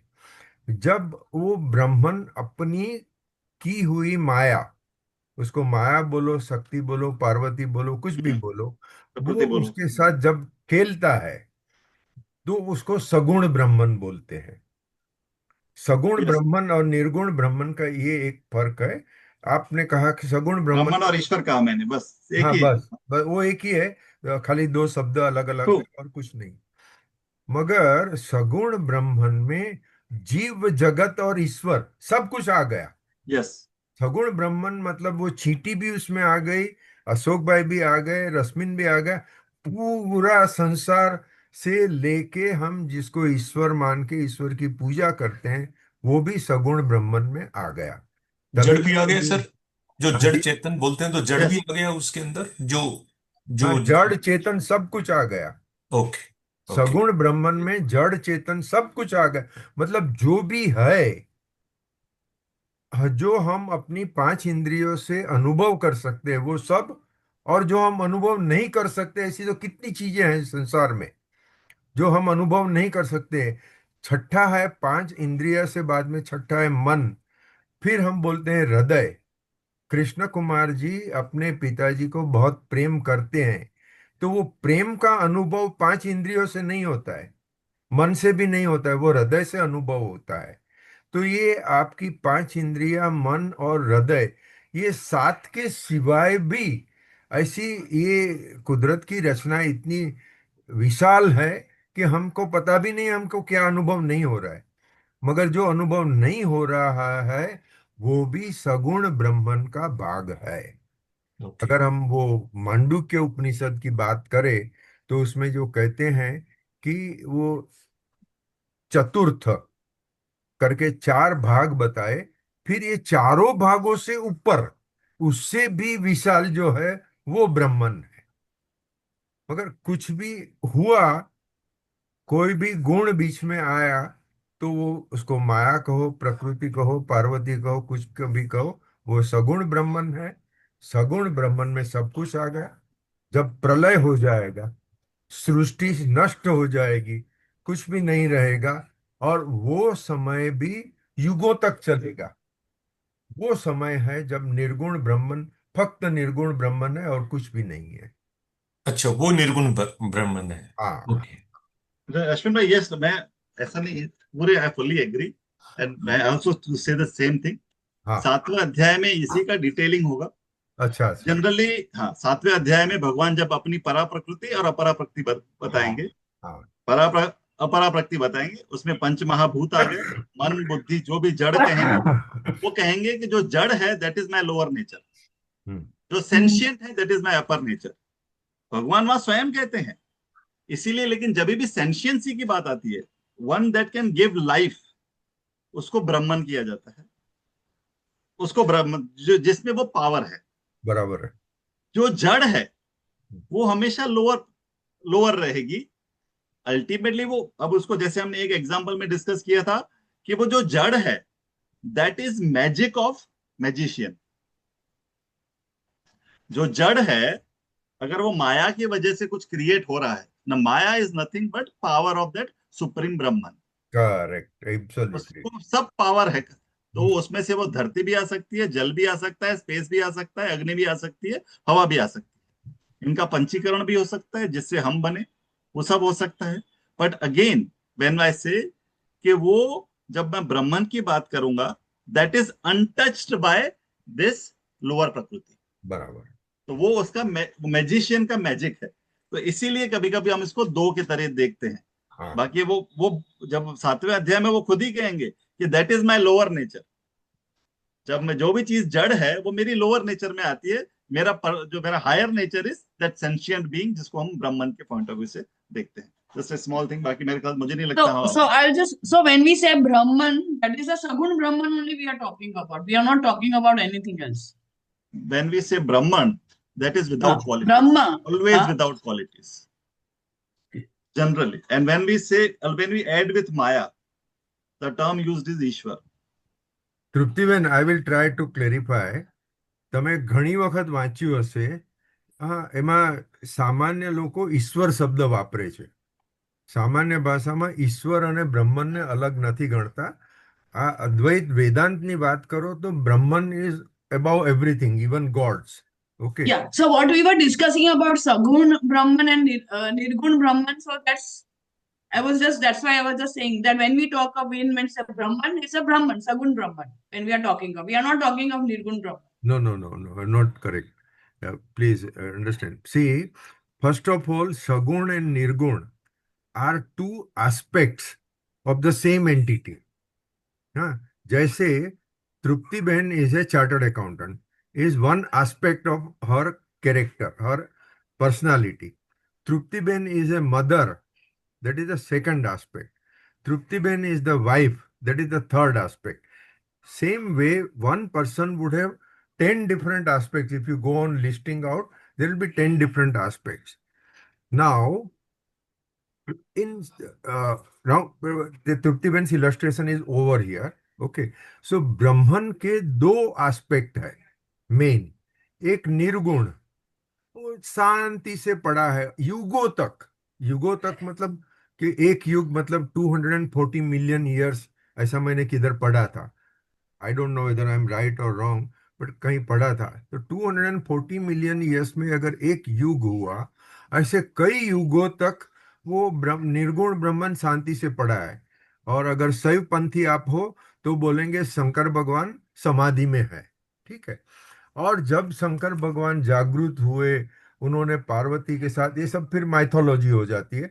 मगर जब शंकर भगवान खुद अपनी शक्ति के कारण, शक्ति का उपयोग करके संसार की रचना करते हैं, क्यों करते हैं उसका कोई कारण नहीं है, वो कारण का कोई जवाब नहीं दे सकते हैं. मगर जब निर्गुण ब्रह्मन ने सोचा कि मैं संसार की रचना करूं, एको अहम बहुश्यामी, तो वो रचना करने के लिए अपनी शक्ति को उपयोग करते हैं. उसको शैवपंथी बोलते हैं. अपने भगवान ने पार्वती के संयोग से सृष्टि को उत्पन्न किया. मगर ये एक उदाहरण है, इलस्ट्रेशन है. वो इलस्ट्रेशन को लेके फिर पूरी माइथोलॉजी चलती है. वो हिंदू धर्म की स्पेशलिटी है. एक छोटा सा इलस्ट्रेशन के ऊपर बहुत बड़ी बड़ी बड़ी स्टोरियां होती है. जिसको स्टोरीज में इंटरेस्ट है वो स्टोरी पढ़ के उधर रुक जाता है. जिसको ज्ञान में इंटरेस्ट है वो उसके पीछे का हार्द निकालता है, द कोर ट्रुथ. तो core truth will come down to Advaita. एक ही ब्रह्मन है. वो ब्रह्मन के दो एस्पेक्ट है, एक है निर्गुण, एक सगुण. सगुण ब्रह्मन में सब कुछ आ गया, ईश्वर से लेके जगत पूरा, और आप और मैं जीवात्मा, सब कुछ उसमें आ गए. वो सगुण ब्रह्मन है. Does it add any clarity to you? Yeah. Okay. Yes. इसमें रश्मिन भाई एक वो भी होता है कि मतलब एक तो स्क्रीन है जिसमें मूवी नहीं चल रही है और स्क्रीन के ऊपर मूवी चल रही है. हम्म, तो अगर स्क्रीन के ऊपर मूवी चल रही है, नहीं चल रही है, तो हम बोलते हैं ये निर्गुण ब्रह्म है. बराबर. और स्क्रीन के ऊपर मूवी जब चल रही है तो हम बोलते हैं सगुण ब्रह्म है. लेकिन स्क्रीन के पॉइंट ऑफ व्यू से वो तो सोया ही हुआ है. बराबर सो है. ऐसा नहीं है कि ब्रह्म सोया हुआ था और उसने काम करना शुरू किया. वो तो था ही, उसके ऊपर अब कुछ एक इल्यूजन होने लग गया. It all depend. ये जो Very nice screen, illustration. Nice I think illustration. It is more from audience point of view, जो कि भाई क्या है. बाकी स्क्रीन को कोई फर्क नहीं पड़ता. स्क्रीन तो वैसे ही चिल्ड आउट है, चाहे जो भी मतलब टेरर का सीन हो या हॉरर का सीन हो, मर्डर हो रहा हो, रोमांटिक गाना हो रहा हो, स्क्रीन तो चिल्ड आउट ही होती आग लग गई ऐसा दिखता है मगर स्क्रीन को कुछ नहीं होता है. है. बाढ़ आ गई मगर स्क्रीन को कुछ नहीं होता है. बराबर है एकदम. और इसको हमेशा जैसे हम कहें कि बाकी सबको भी ब्रह्मन ही देखा गया, अल्टीमेटली उसका पार्ट है. लेकिन जब उसकी डेफिनेशन में जाया जाता है टेक्निकली, तो जो दूसरी चीजें हैं, पहले तो कहा जाता है कि जब निर्गुण ब्रह्मन है तो वहां कोई भी एट्रीब्यूट्स नहीं हो सकते. There cannot be qualities, that cannot be described. और जब माया कहते हैं या प्रकृति कहते हैं तो दैट इज गुणस. और वो इसीलिए वो एक गुण का पूरा चैप्टर ही आएगा, सत्व रजस तमस, उनके उसी से ही पूरा क्रिएशन की हुआ है. तो जब ये कहते हैं कि क्रिएशन है, वो भी ब्रह्मन का ही पार्ट है, क्योंकि अल्टीमेटली हो तो सब उसके अंदर ही रहा है, उसके बाहर तो कोई हो ही नहीं रहा. लेकिन मैं सेपरेटली एक इंसिडेंट को देखूं, किसी एक व्यक्ति को देखता हूं, तो उसको हम इसीलिए नहीं कहते कि अल्टीमेटली हो तो सब ब्रह्मन के अंदर ही रहा है, जैसे हमने स्वप्न का एग्जाम्पल दिया. लेकिन वो टाइम और स्पेस से बंधा हुआ है, तो ब्रह्मन के डेफिनेशन में नहीं डालते हम उसको. अल्टीमेटली अब जैसे मेरे स्वप्न में जो हो रहा है वो तो सब मेरा मन ही है, इस तरीके से सब उसके अंदर ही. अब जो भी एट्रीब्यूट्स मेरे स्वप्न के हैं वो मेरे मन के तो नहीं है. इसी तरीके से जो भी हो रहा है, अब कोई भी चीज मैं जिस चीज को देखता हूं, मैं वो टाइम और स्पेस से बाउंड है, तो वो सच नहीं, सत्य, उसको सत्य नहीं कहते. जब अगर हम तत्वबोध पढ़ेंगे और जब उसकी डेफिनेशंस दी गई हैं कि ब्रह्म हम किसको कहेंगे, जो टाइम स्पेस और ऑब्जेक्ट से लिमिटेड नहीं है, वो ब्रह्म है। और हम जब अब जैसे हम फिर हम जड़ चीजों की बात करेंगे, पत्थर की बात करेंगे, अपने शरीर की बात करेंगे, तो क्या ये शरीर टाइम स्पेस और ऑब्जेक्ट से लिमिटेड है कि नहीं है? है। तो वो ब्रह्म की डेफिनेशन में टेक्निकली नहीं पड़ता। पर अगर मैं कहूँ टोटलिटी हो कहाँ, सब कहाँ हो रहा है, कोई भी वेव ऊंची उठ रही है तो कहाँ उठ रही है? समुद्र के अंदर ही हो रही है। तो वो वेव भी तो समुद्र ही रहेगी ना। पर that samudra wave will take birth, that will die. Correct. तो उसको समुद्र नहीं बोलते हैं, उसको हाँ, खाली वेव बोलते हैं। वेव। तो बस ये we hope we have not confuse Tripti ji, आपको हमने कंफ्यूज Yeah, नहीं yeah. किया। तो जस्ट 5 मिनट है, ये 14 15, इसको जब टोटलिटी और उस पॉइंट ऑफ व्यू से अगर देख लें कि this that is the nature that works. जब ये 14 श्लोक में जब कहते हैं, वो जो नेचर है, वो नेचर इन द सेंस हमने देखा प्रकृति जो सत्व रजस तमस से बनती है, वही कार्य करती है। और भगवान कोई उसके एक्शन से रिलेटेड कोई कुछ नहीं करते। अब उसको एक एग्जांपल से देखा जाए कि मैं सुबह को सनराइज के समय उठ गया। ये एग्जांपल अगर हम देखते हैं कि हमने देखा ना कि देही कैसे कार्य करता है। अब हम देही वो सुप्रीम उस पॉइंट ऑफ व्यू से समझने की कोशिश करें कि मैं सुबह सनराइज में पे उठ गया और मैं जाके सन को धन्यवाद करता हूं कि आप आए तो मैं उठा। Whether the sun gets affected by that? No. No, will not get affected. उसको क्या फर्क पड़ता है तुम उठो उठो, नहीं उठो नहीं उठो। अब ये है कि मैं सन को आइडेंटिफाई किया कि मैं सनराइज पे उठा। अब इसी तरीके से ब्रह्मन आत्मन लेवल पे उसको कोई फर्क नहीं पड़ता। अब मैं अपने वासना या मन की वजह से कुछ है, जैसे हम एक्सीडेंट का भी एग्जांपल देते हैं कि गॉड इज लाइक, दूसरे श्लोक में God is like petrol in the car. अब अगर एक्सीडेंट हो गया तो उसमें पेट्रोल की क्या जवाबदारी? कोई जिम्मेदारी नहीं। कोई जिम्मे तो ब्रह्मन वही है, पर वो आपको इनेबल करेगा। जब अगर कार चलानी है तो पेट्रोल तो चाहिए। ये तो this example as a Ravan, limitation, तो एग्जांपल एज अशोक अ भाई, सॉरी। हाँ। राम અને રાવણ हाँ, બંનેને શક્તિ આપનાર તો निर्गुण ब्रह्मन જ છે, અશોક ब्रह्मांड। भाई। यस। हाँ।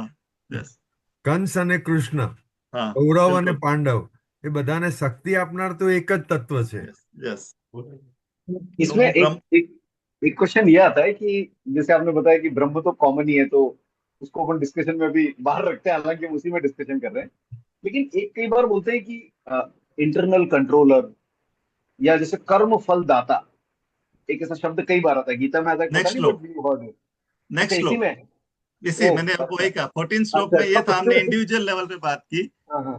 फिफ्थ 15 श्लोक में इस टोटालिटी के लेवल पे बात की, जैसे वहां आत्मा अच्छा। के लेवल पे I am not the doer. ठीक है। हाँ आत्मा के लेवल, इसी समष्टि लेवल पे बात जब करते हैं कि ना दत्ते कस्यचित पापम न चैव सुकृतम विभु, यहाँ टर्म यूज किया विभु। ब्राह्मण के पॉइंट वहां प्रभु किया 14 श्लोक में, यहाँ विभु किया। अज्ञाने नावृतम ज्ञानम तेन मुह्यन्ति जंतवः। अब इसका मैं ट्रांसलेट करता हूँ। द लॉर्ड टेक्स, अभी ईश्वर वो लॉर्ड की बात है कि ब्राह्मण लेवल की बात कर। The lord takes neither the demerit not even the merit of any. Knowledge is enveloped by ignorance, thereby beings are deluded. अब भगवान इसमें मेरिट भी नहीं लेते, डिमेरिट भी नहीं लेते। जब वो मेरिट और डिमेरिट ही नहीं लेते तो आपको कर्म का सजा क्या देंगे? सिंपल क्वेश्चन एक है। बहुत इंपॉर्टेंट चीज है मानव। हिंदू धर्म में कहते हैं ईश्वर कर्म फल दाता है। हाँ, वो हिंदू धर्म की बात हुई। गीता वेदांत की बात कर रहा है, उपनिषद की अद्वैत की बात कर रहा है। तो जब वेदांत की बात आई तो ब्रह्मन, अगर हम ईश्वर और ब्रह्मन को डिस्टिंग्विश करें, तो ब्रह्मन कुछ भी नहीं करता है। वो आपको अच्छे कर्म की प्रेरणा भी नहीं देता है, बुरे कर्म की प्रेरणा नहीं देता है। आपको जो करना है सो करो, वो कर्म फल दाता नहीं है। ओके। मगर हिंदू धर्म में ब्रह्मन की बात ही नहीं करते हैं, वो ईश्वर तक आके अटक जाते हैं। फिर ये एक मान्यता होती है कि मेरे अच्छे या बुरे कर्मों की सजा मुझे भगवान देता है, या तो फल मुझे भगवान देता है। हाँ, मगर वेदांत मतलब हिंदू धर्म से बहुत अलग है। इसी तरीके से जस्ट जस्ट टू कंक्लूड के 7:30 भी हो रहे हैं हाँ जी, हाँ। कि जैसे कहा ना कि ब्राह्मण के पॉइंट ऑफ व्यू से देखेंगे मानव जी, तो दैट दैट सुप्रीम ब्राह्मण is not an account keeper, he is not a record keeper with a carrot and stick in his hand. पर जब हम ईश्वर की, बहुत बार कहते हैं कि जब हम ईश्वर की बात करें, जब हम टेक्निकली डिस्कस कर रहे हैं, then it along comes with the maya. So Ishwar comes with the maya, and what is maya? It is nature. Nature is made of sattva rajas tamas, and then everything will happen. अब वो कैसे होगा इसको हम एक बार देख लें कि अब नेचर, जैसे कहते हैं कि it's the nature that functions, हमने प्रीवियस एक दो श्लोक में देखा, it is the nature that is functioning. अभी मैं हमने पहले भी डिस्कस किया कि I am never punished for my actions, I am always punished bye my actions. अब जैसे हमने एग्जांपल किया कि मैंने आग में हाथ डाला, तो क्या वहां भगवान बैठे हैं क्या कि इसका हाथ जलाओ? It is the nature that is functioning. अब ये एक सिंपल एग्जांपल हम समझ पाते हैं कि आग में हाथ डालने से जलेगा, ये मैं समझ पाता हूं। पर जिसका, ब्राह्मण का जितना इतना पावर है, उसकी माया है, जिसकी इतनी शक्ति है, जिसको हम उसका नेचर कहते हैं, उसके पास अनलिमिटेड पावर है, तो मैं जो करूंगा उसका रिजल्ट मुझे किस तरीके से मिलेगा? How can I understand? The problem is we don't understand that. और फिर हम उसको कैसे भी करके, हम अब उसको, अभी किसी बच्चे को समझाना हो कि आप गलत करोगे तो उस एक्शन का रिजल्ट गलत होना है, तो हम क्या कहेंगे? ऐसा करोगे तो भगवान आपके साथ ऐसा करेंगे। करेक्ट। बच्चे को तो हम ऐसे ही समझाएंगे, पर it is the nature that is functioning. तो जब मैं आग में हाथ डालूंगा, मेरा हाथ जलने वाला है। मैं गलत करूंगा तो there is no choice but to I have to face that consequence. यही 14th मतलब पहले आप बोल रहे हो कि मतलब ये उसमें इनबिल्ट है, मतलब एक तरह से नेचर में इनबिल्ट है कि मतलब आपने जैसे एक्शन किया तो उसका रिजल्ट वो ऑटो, मतलब ऑटो फंक्शन में है। मतलब यस, कोई इसका आर्बिट्रेशन में नहीं है कोई कि अच्छा ठीक है इसको ऐसा करते इट इज काइंड ऑफ, वो सॉफ्टवेयर ही कर रहा है सब पूरा। हम हाई छोटे एल्गो बच्चों का, ट्रेनिंग होती है। छोटे बच्चों का लास्ट क्लास में उसको, उनको हम कैसे, जैसे वो समझ सके कि हम जैसे तुमको साइंस में पढ़ाते हैं कि every action as an equal and opposite reaction, तो टीचर की तुम ये बात मान लेते हो, ठीक है। यहां पर आप कुछ गलत करोगे तो उस एक्शन का इक्वल एंड अपोजिट रिएक्शन नहीं होगा, आप कैसे ना बोल सकते हो? अभी नहीं तो बाद में होगा। और इसको फिर आप वो इंप्रेशन से, वासना से सब क्रिएट करोगे, then it will be the birth. तो फिर वो कंटिन्यूटी होगी। सो 14th और 15th श्लोक में इंडिविजुअल लेवल और टोटालिटी वेयर ब्रह्मन सेज कि मैं एक्शन का पार्ट नहीं हूं। फिर कर्म फल दाता के पॉइंट ऑफ व्यू से ब्रह्मन कहते हैं मैं नहीं हूं, पर it is the nature that is functioning. We stop at 15th chapter. Lakshman bhai, it's okay. Very good. No, 15th Thank you वर्ष I so है। much. have a just Ishwar and Paramatma.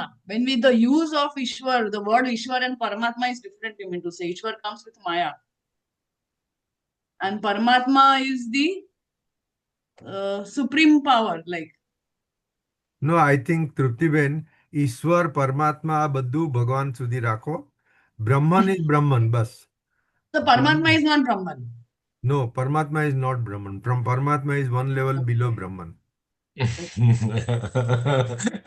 Manu, these words are Thank you. interchangeably used, so तृप्ति बहन, thank you. that's यार the reason मुझे it gets confused. मुझे मेरे को तो एक ही समझ में आया कि तुम कर्म करते जाओ, फल की इच्छा मत रखो, और फल की चिंता नहीं करोगे तो you are the peaceful, very very शांति, परम शांति मिलेगी, बस वही है।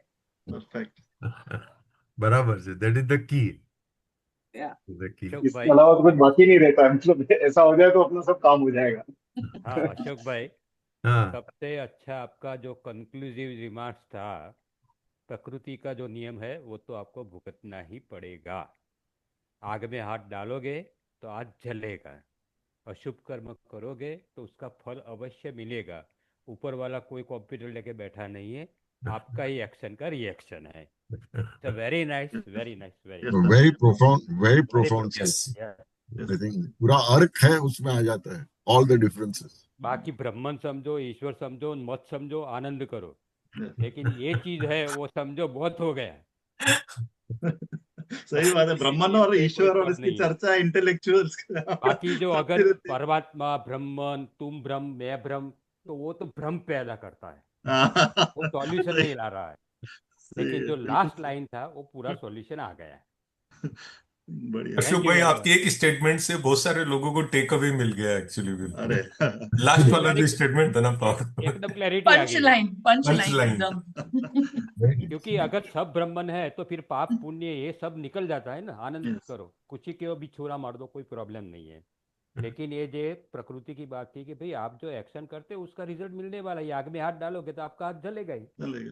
यस सिंपल बात है। तो वो सबसे बढ़िया संदेश आज का आपके मुख से यही है। नहीं, Dinkar, I will go one step further. या That बोलिए। when Ashok Bhai leads the discussion, there is lot of discussion and there is lot of learning, lot of take home. So या next time also Ashok Bhai will lead. अरे sir ऐसा I fully agree, fully agree. आधा आधा कर ले। I मैं I 2 minute sir, मैं actually क्या मैंने निकाले थे। हाँ मैं रिसेंटली वो हम उसमें राम जी ने बाली को मारा। हाँ हाँ हाँ 2 मिनट है सर। हाँ मैं जी सर हाँ प्लीज। 2 पेजेस छोटे पढ़ना चाहूंगा। हाँ जरूर जरूर। बिकॉज कभी कभी क्या होता है, ऐसे क्वेश्चंस होते हैं, मैं अब उसको एक्सप्लेन नहीं कर, I read the book. I am reading this book Ramayan, अभी रिसेंटली आई है चिन्मय इंटरनेशनल फाउंडेशन की, based on Valmiki Ramayan. This is called Ramayan for universal welfare.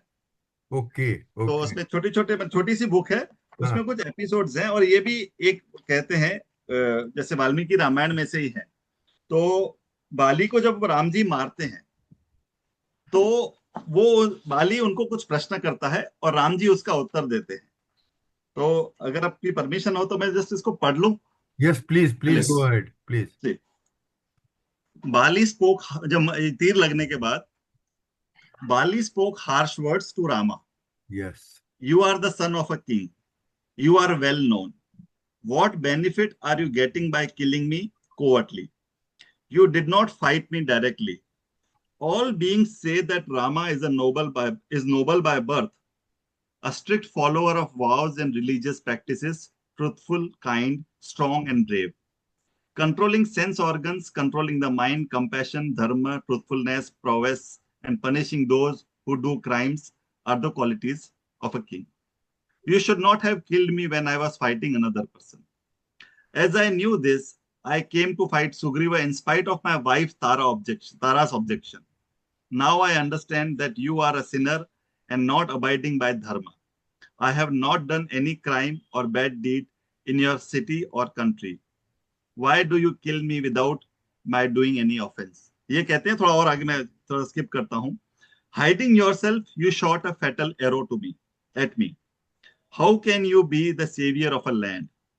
You killed me to do a favor to Sugriva. Had you told me, I would have found out Sita and brought her to you within a day. It is proper that Sugriva gets kingship when I go to heaven, but your action of killing me in violation of dharma is unjustifiable. What is your answer? This is the question that Bali is putting to Rama.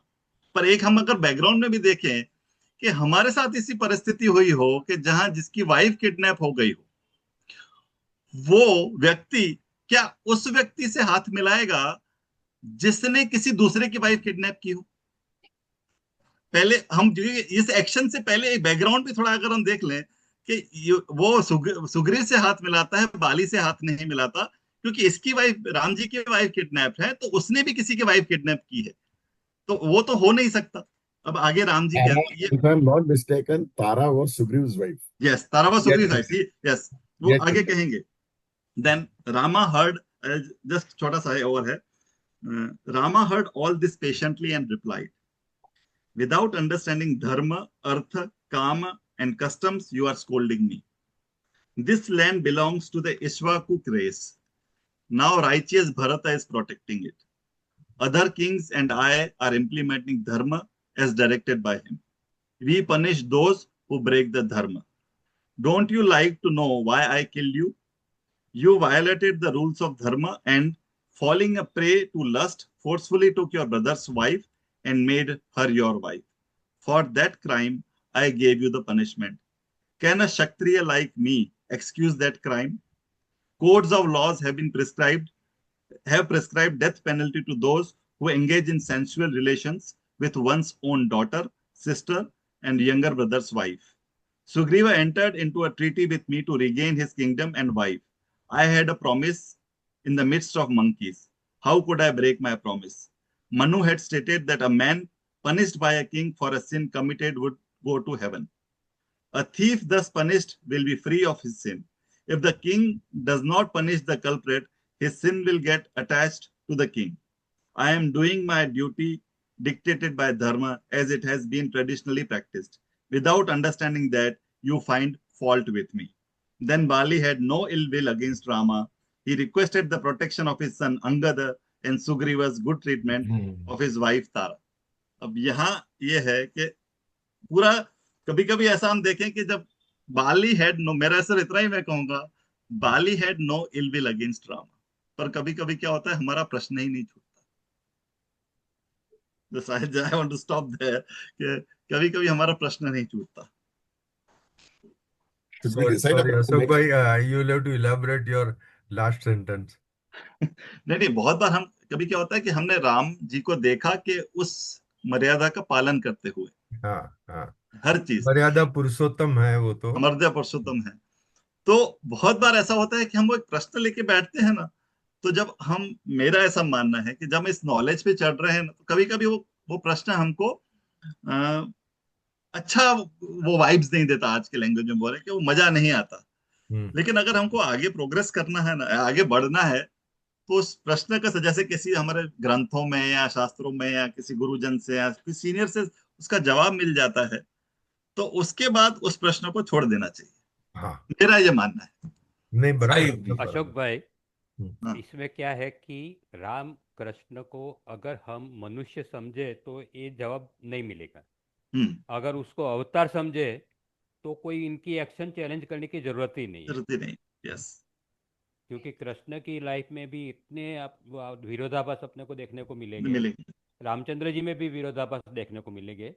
Sita का अग्नि प्रवेश you cannot justify, there are Yes. Several things, Yes. लेकिन वो अवतार है, उनके लिए everything is justifiable, everything not justifiable. मतलब कि उसको शरणागत भाव से ही बात देखना चाहिए और कुछ नहीं है। ये शरणागत से देखना चाहिए। और इसको चलो इसी एग्जांपल को सॉरी मीर जी, खाली एक सेंटेंस में कहूंगा कि अगर हम अपने आप को उस दृष्टि में देखें कि पहला एग्जांपल लिया कि हमको हाथ किससे, सुग्रीव से मिलाना चाहिए था कि बाली से मिलाना चाहिए था, उसके बाद हाँ, लड़ते, अगर मैं चलो बाली को चैलेंज भी करता हूं, जहां पे उसको मिला हुआ है कि उसको 50% मेरी शक्ति मिल जाएगी यार, तो मैं क्या करूं? तो मारना ही पड़ता है। एक्चुअली राम भगवान विष्णु के अवतार है, वो सबसे ऊपर है। मगर ब्रह्मा ने वाली को ये वरदान दिया था कि जो भी तेरे साथ लड़ेगा उसकी शक्ति तुझे मिल जाएगी। तो राम भगवान चाहते थे तो वो ब्रह्मा के वरदान को निष्फल कर सकते थे, वो तो सामने आके खड़े होके एक तीर मारा मर जाएगा। मगर भगवान ने ब्रह्मा का रिस्पेक्ट रखा, आपका वरदान है ना, मैं आपके वरदान को तोड़ूंगा नहीं, फिर भी वाली को तो मारना ही है। तो फिर ये रास्ता उनको आजमाना था। मगर मैं एक और कमेंट करना चाहता हूँ कि रामायण और महाभारत उत्कृष्ट काव्य है, एक बहुत सुंदर काव्य है, और वो कोई भी इंसान उसको समराइज नहीं कर सकता है। पढ़ना है तो अनएब्रिज रामायण पढ़ो, अनएब्रिज महाभारत पढ़ो, तो उसका पूरा आनंद उसमें से मिलता है। ये जो डिस्कशन है, वाली जिस तरह से राम को चैलेंज करता है, तभी वो लगता है, जब वाली का स्टेटमेंट आपने जो भी कहा वो वाल्मीकि रामायण में पूरा डिटेल में है, सब एलिगेशंस है उसके, ठीक है। किष्किंधा तो कांड में है, सरगस हाँ दिया है, हाँ 12 से 26 में आता है ये। बराबर। तो उसमें हमें लगता है अभी राम भगवान क्या जवाब देंगे, हाँ, मगर फिर राम भगवान जवाब देते हैं, तभी लगता है कि हमारी धर्म की समझ कम है। जब हम पूरा रामायण पूरा महाभारत सही दृष्टिकोण से पढ़ेंगे, तभी धर्म की समझ पूरी होगी। Sometimes, if you look, the Satyug had Ramayana, Dwapar Yug had Krishna, but समस्या जो है वो सब समस्या सब युग में सिमिलर रही है, because similar questions were asked by Karna when he was killed by Arjun to Krishna, not to Arjun. That why did you allow?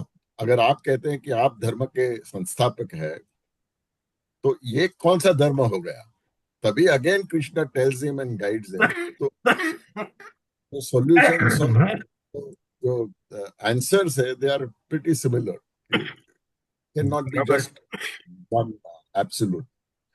Our next meeting, Rashmin bhai, हाँ जी, to plan. My request is I'm going to US on 26th, so can it be done on 22nd, Friday, or 23rd? I don't know. sure. Actually, Just you would like to say any date before 26th. correct. बराबर। Actually अगर अगर Saturday हो तो it works better, मतलब थोड़ा सा ज्यादा availability रहती है, सो वो इंस्टेड ठीक ऑफ है, फ्राइडे मगर यू कैन। अशोक भाई अशोक भाई कभी आपका कभी नहीं रहते हैं आपका सब। आपका सैटरडे मतलब क्या है आपका, मतलब इफ इट इज देखिए, नॉट देयर देन मैं वी लीव। इसलिए रिक्वेस्ट करूंगा आप सैटरडे को रखिए, बट एट हाँ प्रेजेंट हाँ I can not commit any Saturday.